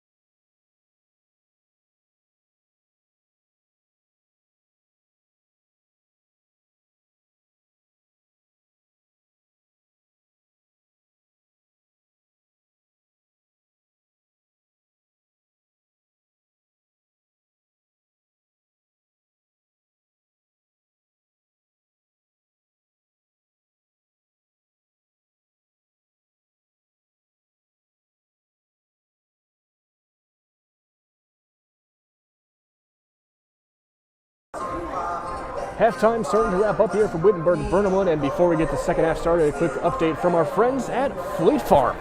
Fleet Farm's your one-stop shop for all things hunting. Get everything you need for hunting, from gear, supplies, clothing, game processing, even hunting licenses. Find the top brands at great prices. At Fleet Farm's got something for everyone, and you won't believe what you will find. Quick update as well on our Zaleski Sports Network in girls basketball, 32-20. Columbus Catholic leading Loyal in girls basketball. Mosney up on Marshfield, 25-18 or 16 at the half. And in hockey, Mosney all over East Merrill United at 7-0 as they start the third period of that one. As far as this game goes here from Wittenberg-Birnamwood, it is a 3-point Pacelli lead, and they will start with the basketball. Leading scorer Wes Poplinski, 14 points and 5 rebounds for the veteran guard. Ben Weslowski, 17 points and 7 boards for Wittenberg-Birnamwood to lead the Chargers on the way. Inbound to Charlie Kulik as he'll kick back to Lawless. Same starters for both teams. Poplinski drives, left hand finish for Poplinski.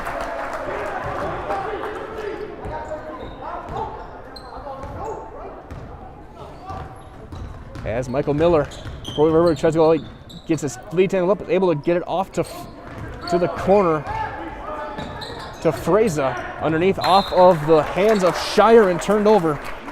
Turnover number 13 for Wittenberg-Birnamwood. Pacelli had 11 in the first half.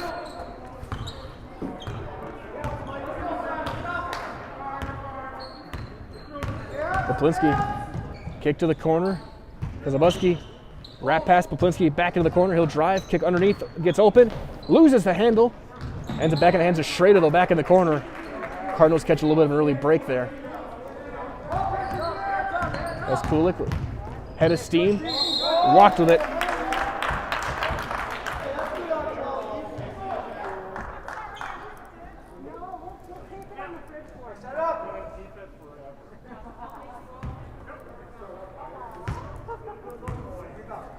Michael Miller running point for Wittenberg-Birnamwood. Weslowski, their top player, early to the wing, high-low, Flack. He gets fouled underneath. It'll be on the ground. As Wes Poplinski will get his second personal, the first of the second half for the Pacelli Cardinals. Inbound to Flack, gets bumped, and he steps on the line. That play forced by Pacelli's number 4, Kazabuski. Now 6'5" against 5'11". Low man wins, 5'11". Poplinski gets a screen from Lawless. Lawless is going to get called for an offensive foul. He was moving on the screen, never turned until it was too late. His second, team's second.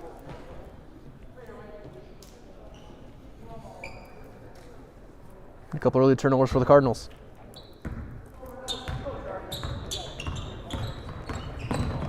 Miller again gets tripped up a little bit. Pull up mid-range jumper may have been deflected. Rebound battled for and taken by Flack, and he's fouled on the drive by Kazabuski. Oh, actually, they're going to call it on Lawless, his third. So only 2 for Kazabuski so far.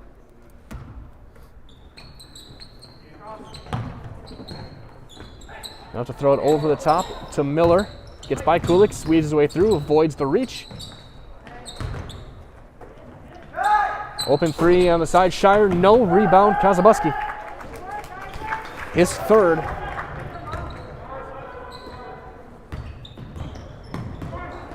As he'll bobble it, get it tipped, gets it back to Lawless. Long skip to Poplinski, left side. Kazabuski, open 3, that's a little bit off. For rebound, Fraza. And Jack Fraza, quick outlet to Shire, steps through. Weslowski, he's got an open 3. That's a little bit long. Rebound, tipped over and put back in by Shire. He's now got 4. Gives some help to that one for Flack to tipping it to him.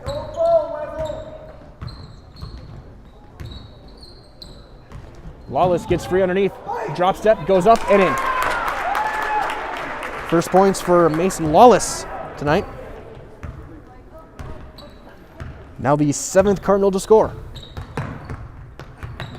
The wing open three, Miller from the corner. That's long and an air ball. And that's going to be a foul called on Freza. First on Jack Freza. First on the Wittenberg-Birnamwood Chargers well in the second half with 2.5 gone by. 5-point Pacelli lead, 37-32. As Poplinski will bring it up.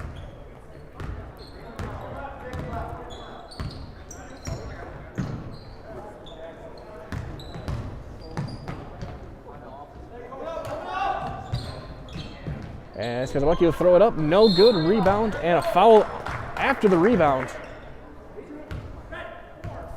There's a third on Kazabuski. Weslowski with his 8th rebound. As Caden Mack will have to check in. Last year, Weslowski, not one of their top options. Brendan Resch, one of the main guys. Weslowski, though, 8 points, 4.5 rebounds. Miller has it off of the hand and out of bounds. Another turnover, Cardinals basketball. Again, still game one for these teams. They're still ironing some things out. I'm sure we'll see a lot sharper passing ball handling as the season goes on. Pull up, Polinsky takes himself, that's too strong. Another rebound for Wesolowski. Number 9 for the junior. He gets it poked away backside, gets it back. Goes up, no good, rebound taken that time by Poplinski. That's number 6 for Wes Poplinski, going along with 16 points. Kulik saves it, he'll go up underneath and in. Good move by Charlie Kulik. Ends a little bit of a drought for the Cardinals. We're gonna have a broken mask as Miller will replace it.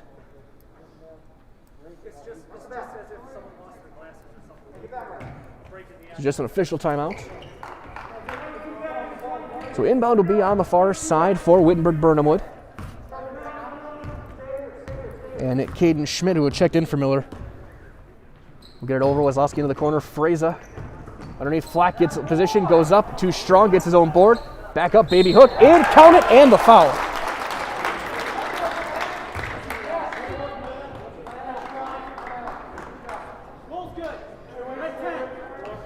As Caden Mack will get his first personal. But 5 early team fouls on Pacelli. He'll be seeing a lot of free throws later on in this half if this keeps up.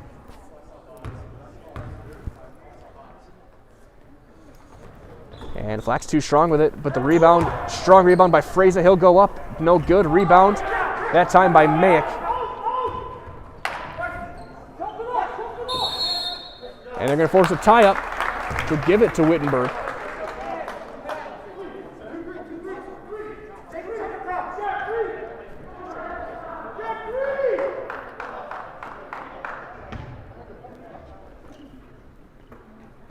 Looking for a short corner, they get Weslowski. He thought about the open 3, step back, that's a 2, and it's good. 2 for Weslowski.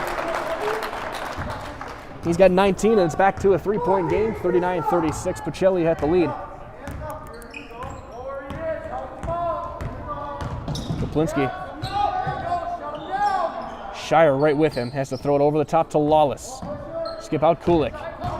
Charlie underneath to Poplinski, and he walked with it. Another turnover for the Cardinals.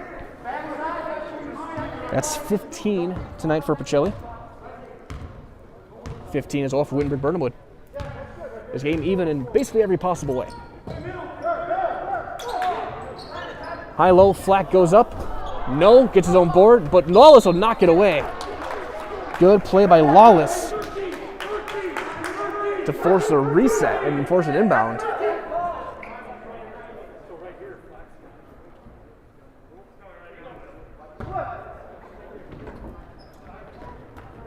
They're trying to go far corner. Looks like they're going to work it around, but the steal by Schrader.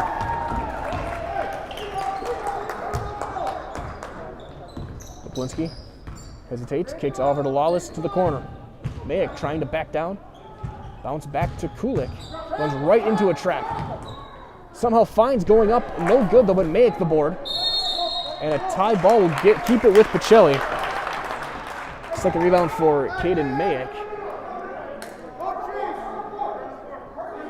Cardinals will inbound just to the right of the basket.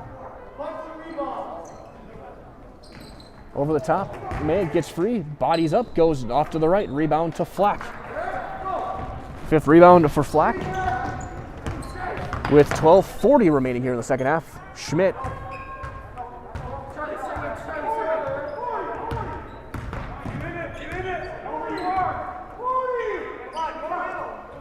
Cardinals getting back in the zone.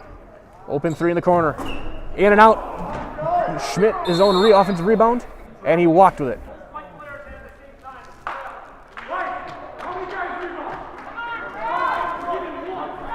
So both guys had possession of the basketball and both took a step. So it's basically a team travel. With 12:24 remaining here. Both teams again with 4 timeouts. 3 fouls and a third. I think 3 fouls and a 30. Mayak underneath, Kulik on the left block. Fading away. Little push shot. Oh, just grazing in front of the rim. That's rebound number 10 and a double-double for Ben Wesolowski. With a great move, goes in, out, inside, outside, misses, but Poplinski can get the rebound there. Outlet, Kulik has to run it down in the corner. Poplinski now gets to go and steps into a 3 and buries the triple. 19 points for Poplinski. Makes it a 6-point game. Pacelli, 42-36. Underneath, Flack gets free, poked away. It'll go out of bounds. It'll stay with Wittenberg-Birnamwood. Schrader came backside as Nick Fox will check in. Fox had 6 points, couple of threes. His varsity debut.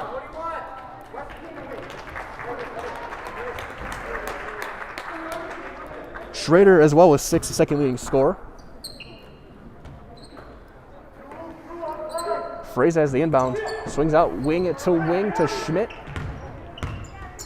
We're going to break this zone for the Cardinals. Schmidt open 3, left of the circle. A little bit long rebound. Schmidt runs it down himself, his third. Kick out Wesolowski, Poplinski with him. Goes up, little finger roll, and in. 21 points for Ben Wesolowski. Brings it back within 4. Kulik trying to turn the corner, has to go left block. Mayak turns around, fading away, back iron, no, tipped out. Lawless goes back up and in. Mason Lawless with 4 points.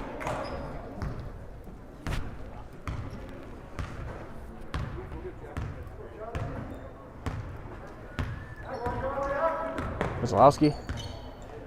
Bounce to Schmidt. And a foul is going to be called. That one I heard. As that's a third on Poplinski. 16. As Mouche checks back in for the first time this second half.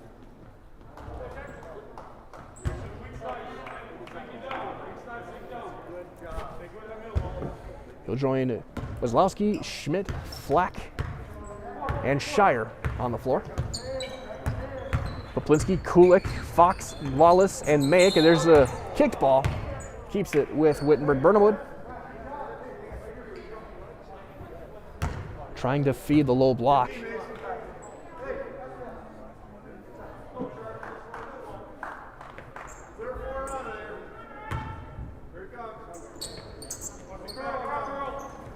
Mid-post ball is tipped, but back to Schmidt to the corner. Underneath, Wesolowski, reverse layup.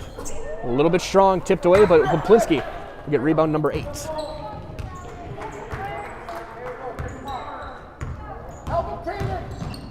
Poplinski is fouled and he goes down hard. He looks to be all right. As the third foul on Simon Shire.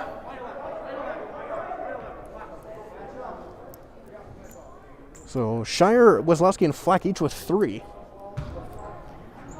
Kulik, Poplinski, Kozłowski, Lawless each with 3 as offensive foul called. As that's number 4 on Wes Poplinski. So he's gonna have to sit.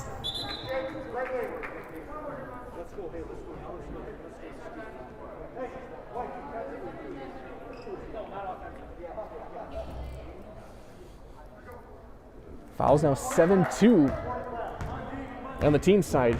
Favor Wittenberg-Birnamwood. And now it's time to come back with Poplinski on the bench. No good. Tip in attempt, no good for Flack. He gets his own board. He's going to get it, and the foul.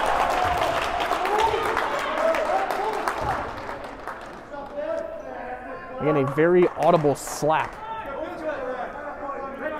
As Mayek will get his second.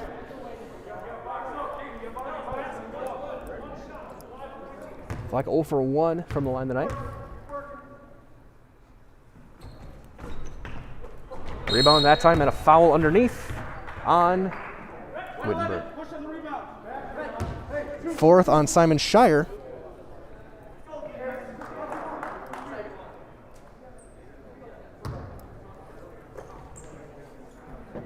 As we'll see how the Pacelli offense runs. Underneath, Mayek goes up. Offensive foul through an elbow.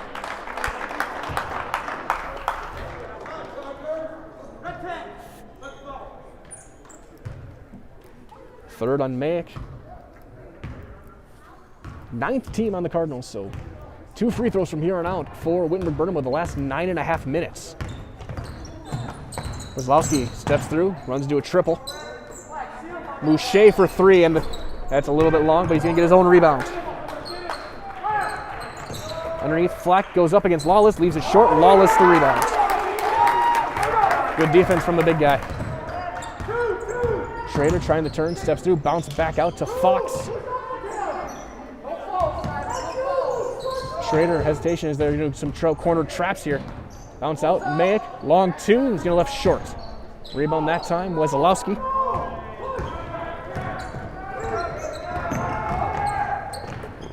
The baseline, Schmidt, open jumper, a little bit long, rebound. Wesolowski gets it on the offensive end. Rebound number 12.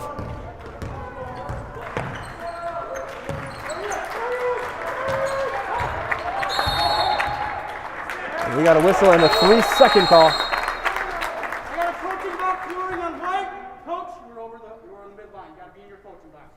As we have a warning on the coaching box. As we get another turnover on the 3-second violation as Jack Fraser back in the game.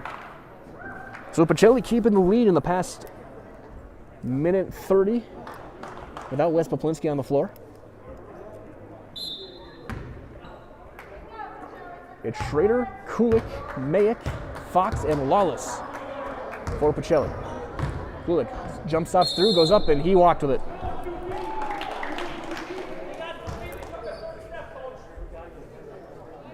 Jump stopped and landed both times with 1 foot then the other.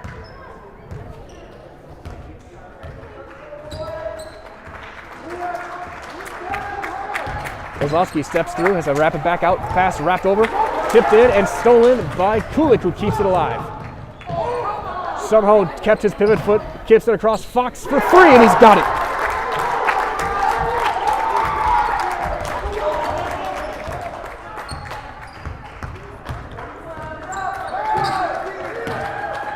Good range over the top. Easy alley-oop. And the layup to Ben Flack. He's got 10. And back within 5, 47-42.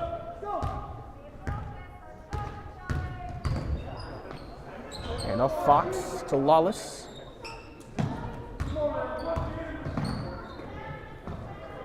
And there's a bad pass turned over. Kozlowski has to circle things back, and he's going to match up with Kulik.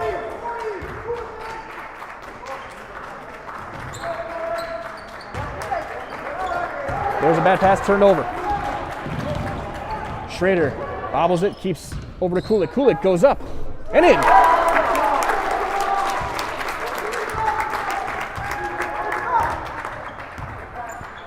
Getting one more possession with one more exhibition. You got to think of a timeout shortly if you're Wittenberg-Birnamwood.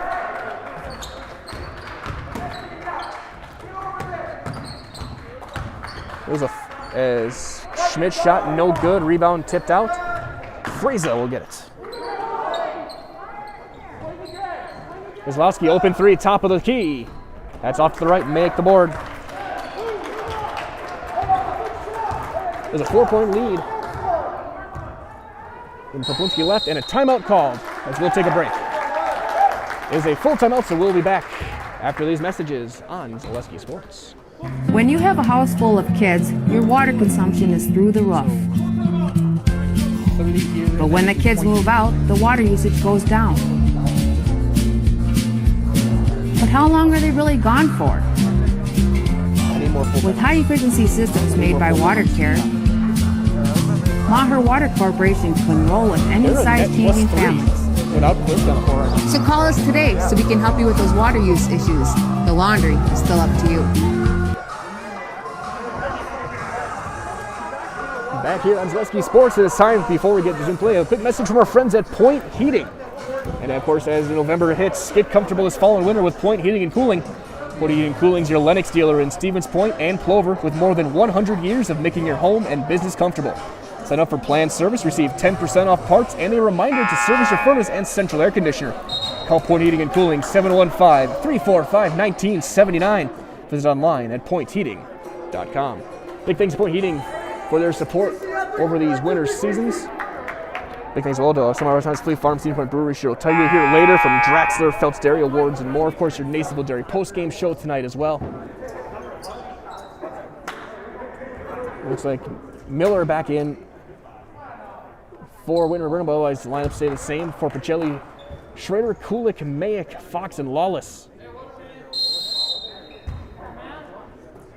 Inbound to Kulik, and we're back underway. 6:40 remaining in regulation. 7-point Pacelli lead.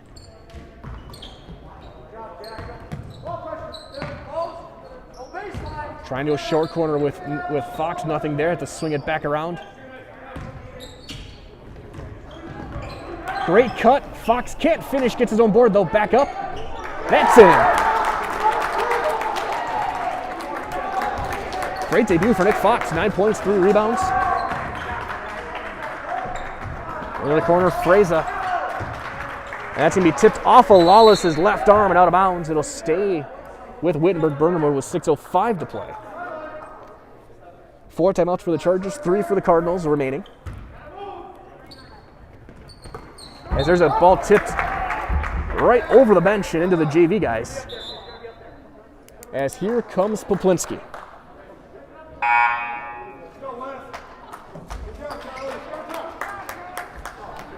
The Cardinals gained a 5-point advantage from when he left to when he came back. That's great work by the guys on the floor when you have your star go out with 4 fouls.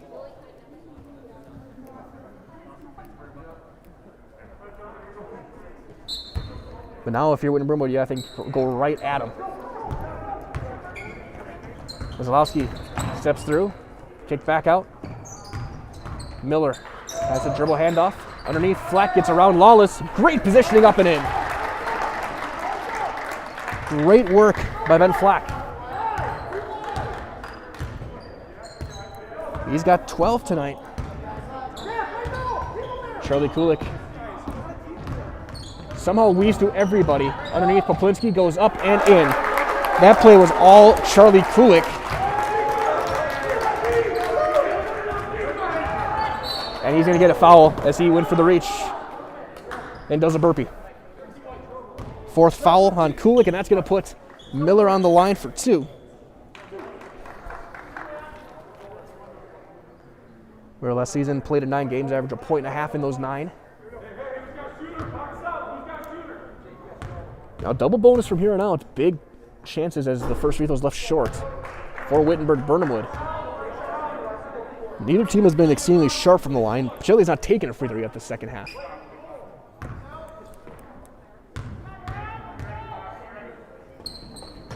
One for 2 for Miller. Makes it 53-45, 5:20. Remaining as Kulik and Poplinski will play catch.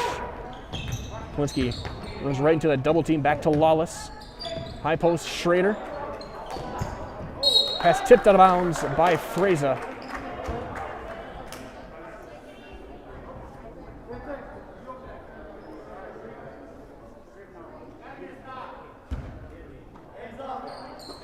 The backcourt to Lawless, swing out Schrader left side.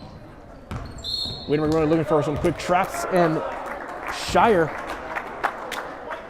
And Shire's nights will come to an end. Simon Shireland with 4 points tonight, to go along with 4 rebounds.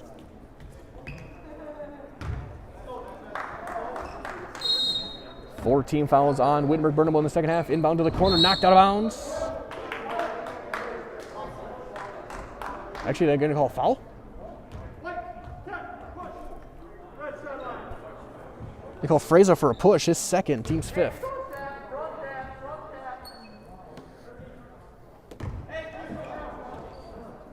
To Schrader in the backcourt. Again, back in that trap, he's going to bounce out to Kulik. Whenever we're going to make it come to Kulik, steps through, reverse. Well, would have been a great finish. No, but he gets his own board after some help, and he's fouled.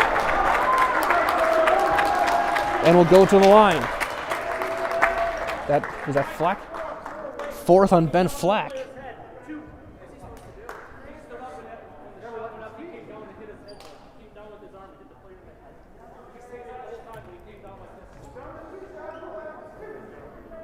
Kulik to the line. That's strong, no good. Kulik reminds me of a player I covered for the last few years at WIAA Fremont named Mike Shalkowski, as he hits the second one, where he's all energy, really aggressive, really talented, but a guy you need to rein in just a little bit. But he's a very, very good piece to have for this Pacelli Cardinal team. Wesłowski squares up and buries his 4th triple as we have a timeout called, and we'll take a break. 54-48, Pacelli leads. We're back after this on Zaleski Sports. Grassland Dairy Products in Greenwood has been in the butter churning business for over 300 years. Since 1893, when the original Wietrich family immigrated to Wisconsin from the Swiss Alps, to present-day 4th-generation owners, Grassland Dairy Products has perfected the butter-making process. Grassland Dairy offers an assortment of butter products and dairy ingredients. Whether for industrial use or your own kitchen table, you can trust that Grassland Dairy Products will produce quality butter that everyone will enjoy. GrasslandDairy.com.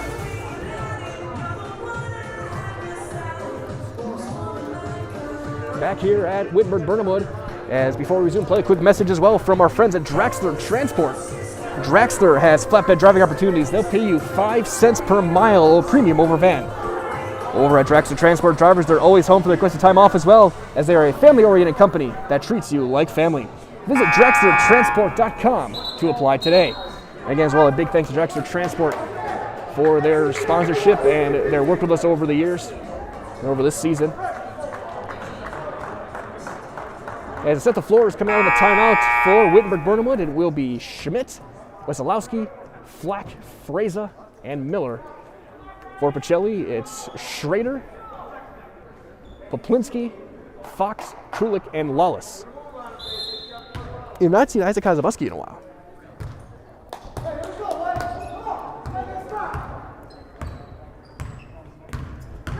Schrader gets to the free throw line, has to kick it back out. Kulik, swing out Fox. Quick closeout with 4:15. Ball tipped, great play, and stolen by Miller. Back for a 3, that's short. Rebound tipped up, run down by Schmidt. Some credit to Wesolowski for the help on that one. If you can assist the rebound, that's how you do it. And he walked with it. Only the 2nd turnover for Wesolowski tonight.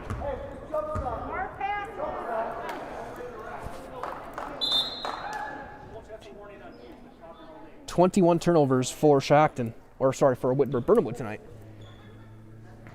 My apologies, I see green, I see similar teams. Inbound to Schrader, back underway, under 4 minutes left in this one. 6-point Pacelli lead, 54-48.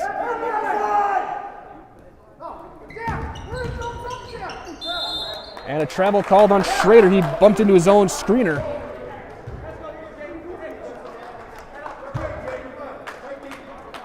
For Pacelli,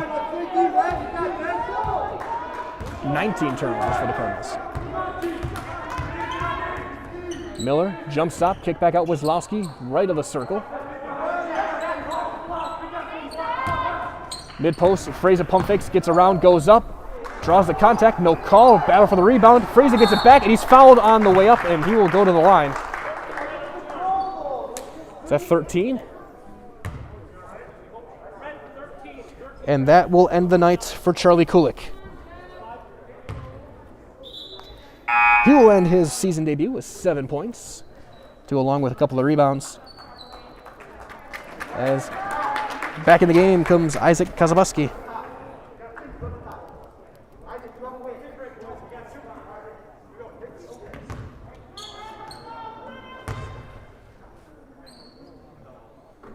First free throw, nothing but net. For Jack Fraser, he's got 3. Trying to get it back within 4 here.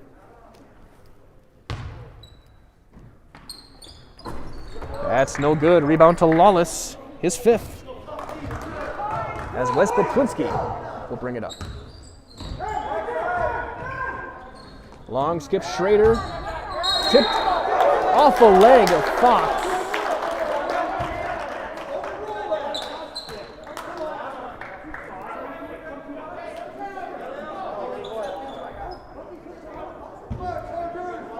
Call it off of Fox's leg. It was a tip by Fraser as well. Wittenberg-Birnamwood with possession, down 5. Ishim again, 3 timeouts remaining.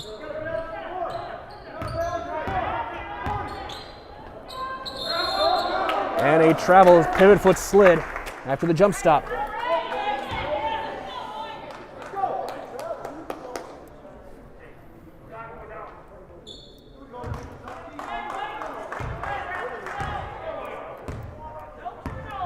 Schrader back to Poplinski, back to Schrader, and they get over the timeline. Quick jump trap, Fox now. Cardinals just playing catch a little bit. Back to Poplinski, he'll drive by. Underneath, trying to feed a driving defender, tipped out of bounds, and out of bounds. Stays with Pacelli with 2:37 remaining. We're trying to find Kazabuski on the cut. Flack got a hand on, knocked it out of bounds.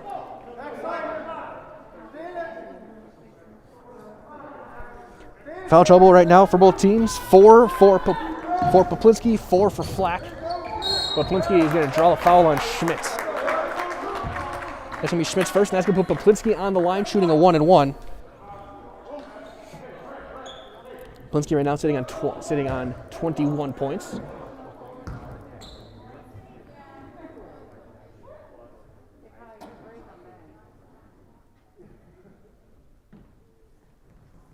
As he hits the front end. Back to his 6-point lead, 55-49, 2:36 remaining in regulation of this one.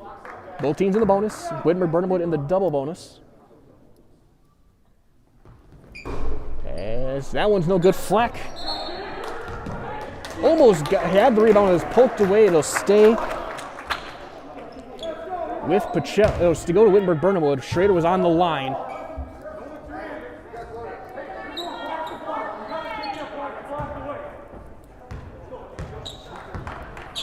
Flack a couple of rebounds away from being the second Charger into the double-double tonight.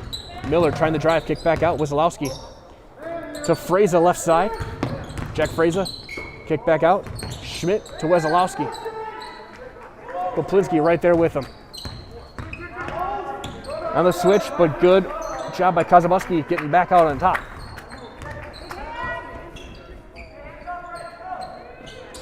Good solid team defensive possession for Pacelli as Fraser tries to drive.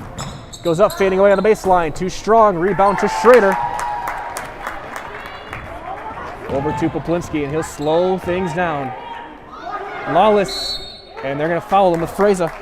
Fraser will get his 3rd. Put Lawless on the line with a 1-and-1.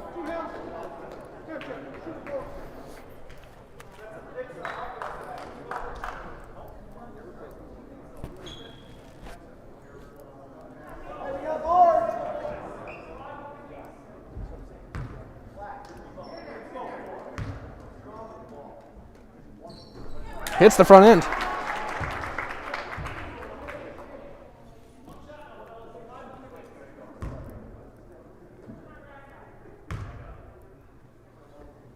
Lawless, that one left short. Offensive board, though, Schrader goes back up, and it's a tied ball.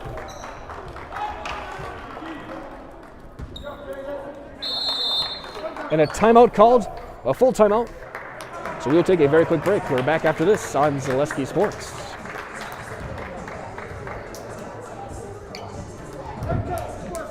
Experience choice risk-free at Mid-State Technical College. Your choice to learn with small in-person classes, online classes, innovative technology class options, or your choice of any combination to fit your needs. You can get your liberal arts degree and transfer as a junior to all UW colleges or in-demand employable skills. Start now to experience choice risk-free at Mid-State Technical College. Find out what risk-free means at mstc.edu. Back here from Pacelli, from Wittenberg-Birnamwood, Pacelli leading the way with a minute 52 to play, 56-49. And now a quick word from our friends at Felt's Dairy. Felt's Dairy is located at the Crossroad Commons in Stevens Point. Felt's Dairy is a family-friendly experience serving your favorite cheeses, ice cream, meats, and more, all grown right here in central Wisconsin. Felt's Dairy open Monday through Saturday, 24/7 on Facebook. Again, a minute 52 remaining. It is a 7-point Cardinal lead, 56-49. Setting the floor for Wittenberg-Birnamwood, Caden Schmidt, Ben Wesolowski, Jack Fraza, Ben Flack, and Michael Miller. For the Pacelli Cardinals, Jacob Schrader, Wes Poplinski, Mason Lawless, Isaac Kazabuski, and Nick Fox. Inbound Wesolowski. He'll bring it up, matchup with Poplinski. Chargers got to start thinking about scoring quickly. Miller into the corner, use the screen, pick and roll. Had him, missed him. Wesolowski, pump fake. Offensive foul. He pushed down Kazabuski, who drew it. Fourth on Wesolowski.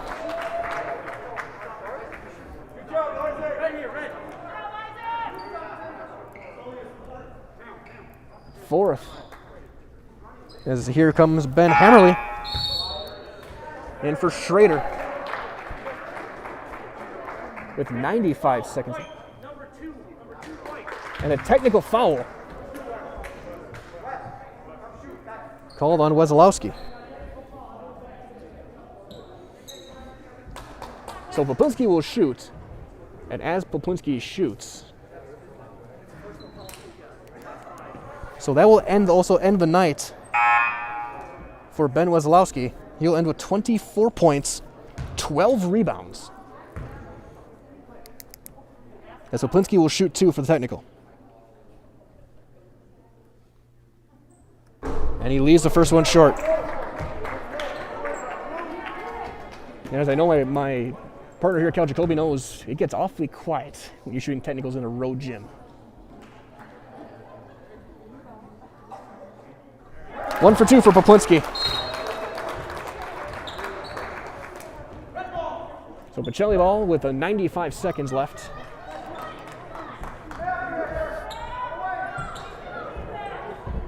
Poplinski, Hammerly, Kazabuski, I should say, Lawless, and Fox.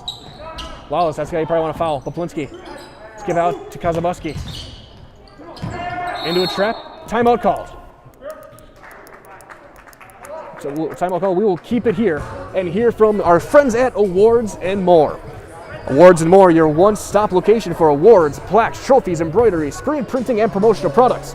Awards and More is also the proud sponsor of the Zaleski Sports Athlete of the Month. For the Awards and More Zaleski Sports Athlete of the Month at ZaleskiSports.com. Visit Awards and More on Facebook to begin your next trophy order. A minute 23 remaining. It is a 8-point lead for the Pacelli Cardinals. A couple of starters fouled out for Wittenberg-Birnamwood. Ben Wesolowski fouled out on the technical. He ended up again 24 points, 12 rebounds. A great performance for him tonight. Also out of the game, Simon Shire. He ended up with 4 points and 4 rebounds. Charlie Kulik fouled out for Pacelli, 7 points, 2 rebounds for him.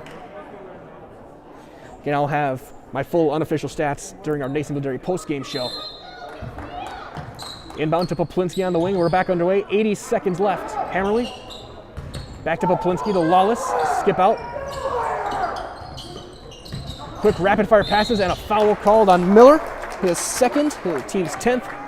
And that will send Ben Hammerly to the free throw line. Shooting 2.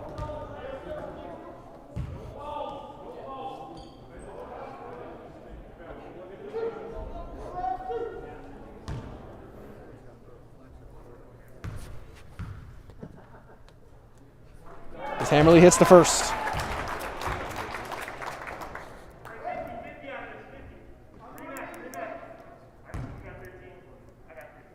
Poplinski calling out the defense from his spot on the left side of the lane. Second free throw from Hammerly. He's too strong. Poplinski though the board. His 9th. And that's a big offensive rebound. And there's the foul again. That will send Ben Hammerly back to the line. Okay, of course, stay tuned. Later on, we'll have highlights from tonight's game. Some words as well from Coach Shirk. Found us on Facebook. First one, no good.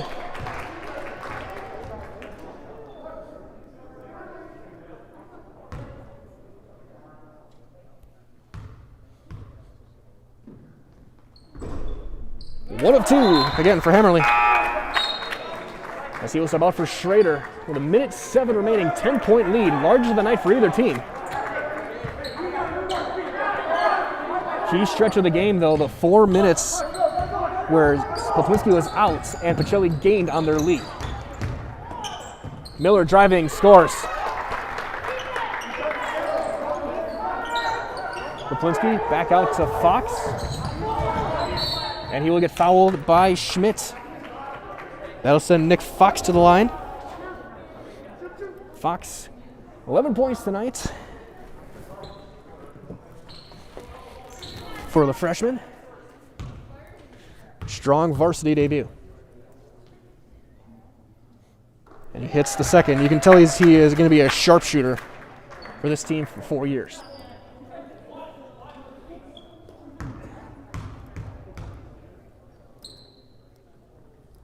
Two for two for Nick Fox. 10-point lead again from Pacelli, 61-51. Schmidt. Back out, Freza, 3 from the left side. Rattles it home. And a timeout. It is a quick timeout. We will take a break. 61-54. We're back after this on Zaleski Sports. At the Granite Shop, we take great pride in what we do. We offer high-quality natural stone granite as well as a huge selection of man-made stone. With full slabs as well as a variety of partial remnants, you'll have no problem finding the stone that was meant for you. Our high-end, high-quality granite, quartz, and marble is perfect for any kitchen, bathroom, or remodel need. I do 24 the freshman. We are locally owned and operated on County Road C near Stratford. We service all of Wisconsin.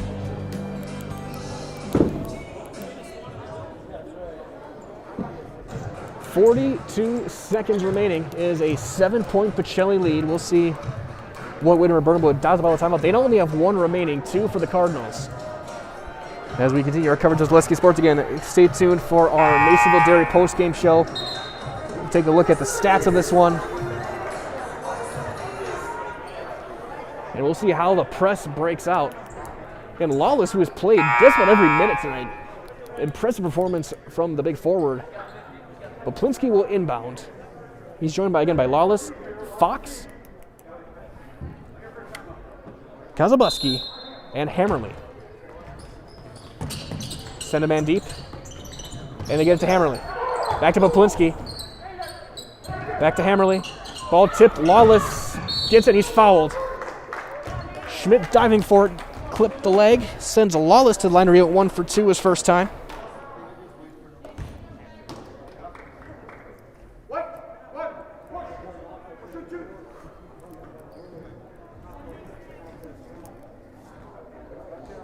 So the Cardinals will put 1 guy in the lane. They'll put Hammerly back there. Keep the other guys back.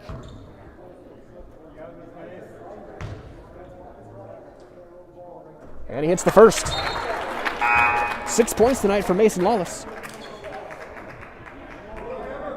Yeah, Schrader back in. Defense for free throw shooting. Just rotating it in.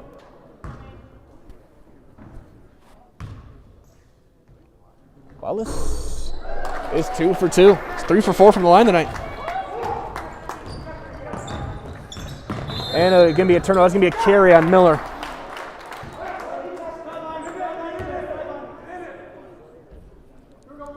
.23 turnovers on the night for the Chargers. 21 for Pacelli. Inbound to Schrader with 30 seconds left. Weaving through, poked away and stolen Great play. As Freza throws one up, no. Poplinski hits the board. Poplinski gets a double-double. Fox will circle back. What a play by the freshman. Smart play to circle back and let the clock run. They call off the fouling, and that will run the clock down. Your final score tonight, it has been Pacelli 63 and Wittenberg-Birnamwood 54. Everyone, again, stay tuned. We have our Nasonville Dairy postgame show coming up right after this on Zaleski Sports.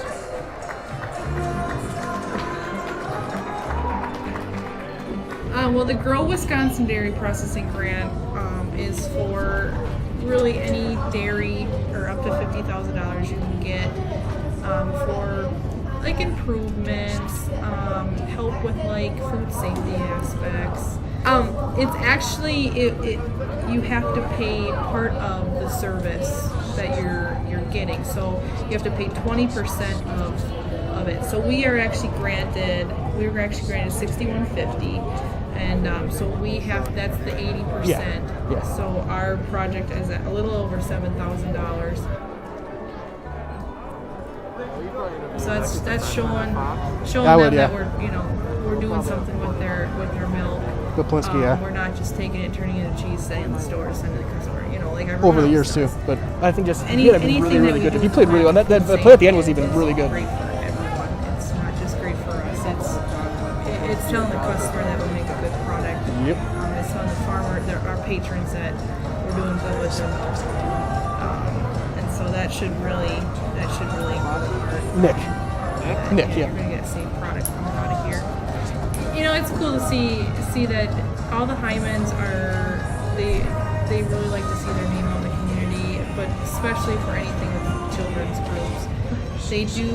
They sponsor a bike raffle every year, and they actually go in and give it to the kid in the schools. I know that's a huge thing every year. But yeah, it's really cool to see their name out there.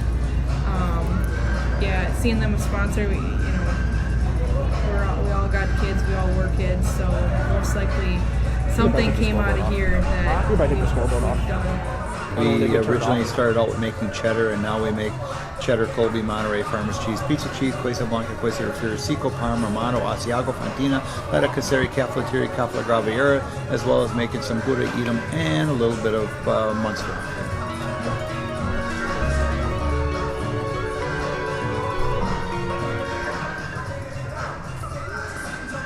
Welcome back to Wittenberg-Birnamwood High School. It is time for your Nasonville Dairy postgame show. Nasonville Dairy's got fresh cheese curds made daily. Go to nasonvilledairy.com. Final score 63-54. Pacelli takes the win. They get to 1-0. Headed up by 23 points and 10 rebounds for Wes Poplinski. 13 points for Nick Fox, along with 3 rebounds for him. Hopefully you get a chance to talk to him tonight for your highlight package. 7 points for Charlie Kulik. 7 for Mason Lawless as well, along with 5 rebounds for him. 6 points for Jacob Schrader. 4 for Isaac Kazabuski, 2 for Ben Hammerly, and 1 for Caden Mayick for the Pacelli Cardinals. Cardinals 30 rebounds as a team, 22 turnovers on the game. For Wittenberg-Birnamwood, 24 points and 12 rebounds. They're by far their best player tonight, Ben Wesolowski. He was stellar. 12 points as well, with Ben Flack with 8 rebounds. He had a very strong game as well for the Chargers. 6 points for Jack Freza to go along with 6 rebounds. 5 points for Michael Miller. 4 points for Simon Shire, 3 for Caden Schmidt. For the Wittenberg-Birnamwood Chargers, they had 36 rebounds and 23 turnovers in tonight's game as they fall to 0-1. For the Pacelli Cardinals, their next game will be in Rosholt Tuesday night. Then tomorrow, Wittenberg-Birnamwood is scheduled to go to Marathon to take on them. As we will see Pacelli over the course of the entire season. We're doing every game, boys and girls, this season, right here on Zaleski Sports. And again, that has been your Nasonville Dairy post-game show tonight. Again, Nasonville Dairy, fresh cheese curds made daily. Go to nasonvilledairy.com. Big thanks to all of our great sponsors, everyone who has joined in and watched tonight's game with us. Again, your final score, it was the Pacelli Cardinals 63 and the Wittenberg-Birnamwood Chargers 54. For Caleb Jacoby, this is Mike Wendland. Everyone, from all of us at Zaleski Sports, stay warm, stay safe, have a wonderful night from all of us right here at Zaleski Sports, Wisconsin. Good night, everybody.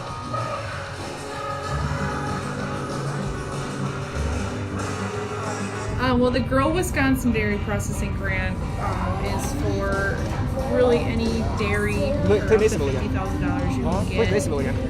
for Yeah. like improvements, help with like food safety We're trying to get the- aspects. It's actually you have to pay part of the service that you're getting, so you have to pay 20% of it. So we were actually granted $61.50, and so that's the 80%. So our project is at a little over $7,000. If you want to go, I'll confirm it. So that's showing them that we're doing something with their we're not just making it turning into cheese set in the stores and like everyone else. Anything that we do in the plant for food safety is great for everyone. It's not just great for us. It's telling the customer that we make a good product. If you get Nick as well. Patrons that we're doing good with their milk, and so that should really go to heart. That you're gonna get safe product coming out of here. It's cool to see that all the Hymans they really like to see their name out in the community, but especially for anything with children's groups. They sponsor a bike raffle every year, and they actually go and give it to the kid in the schools. I know that's a huge thing every year. But yeah, it's really cool to see their name out there. Seeing them a sponsor, we all got kids, we all were kids, so most likely something came out of here that we've done.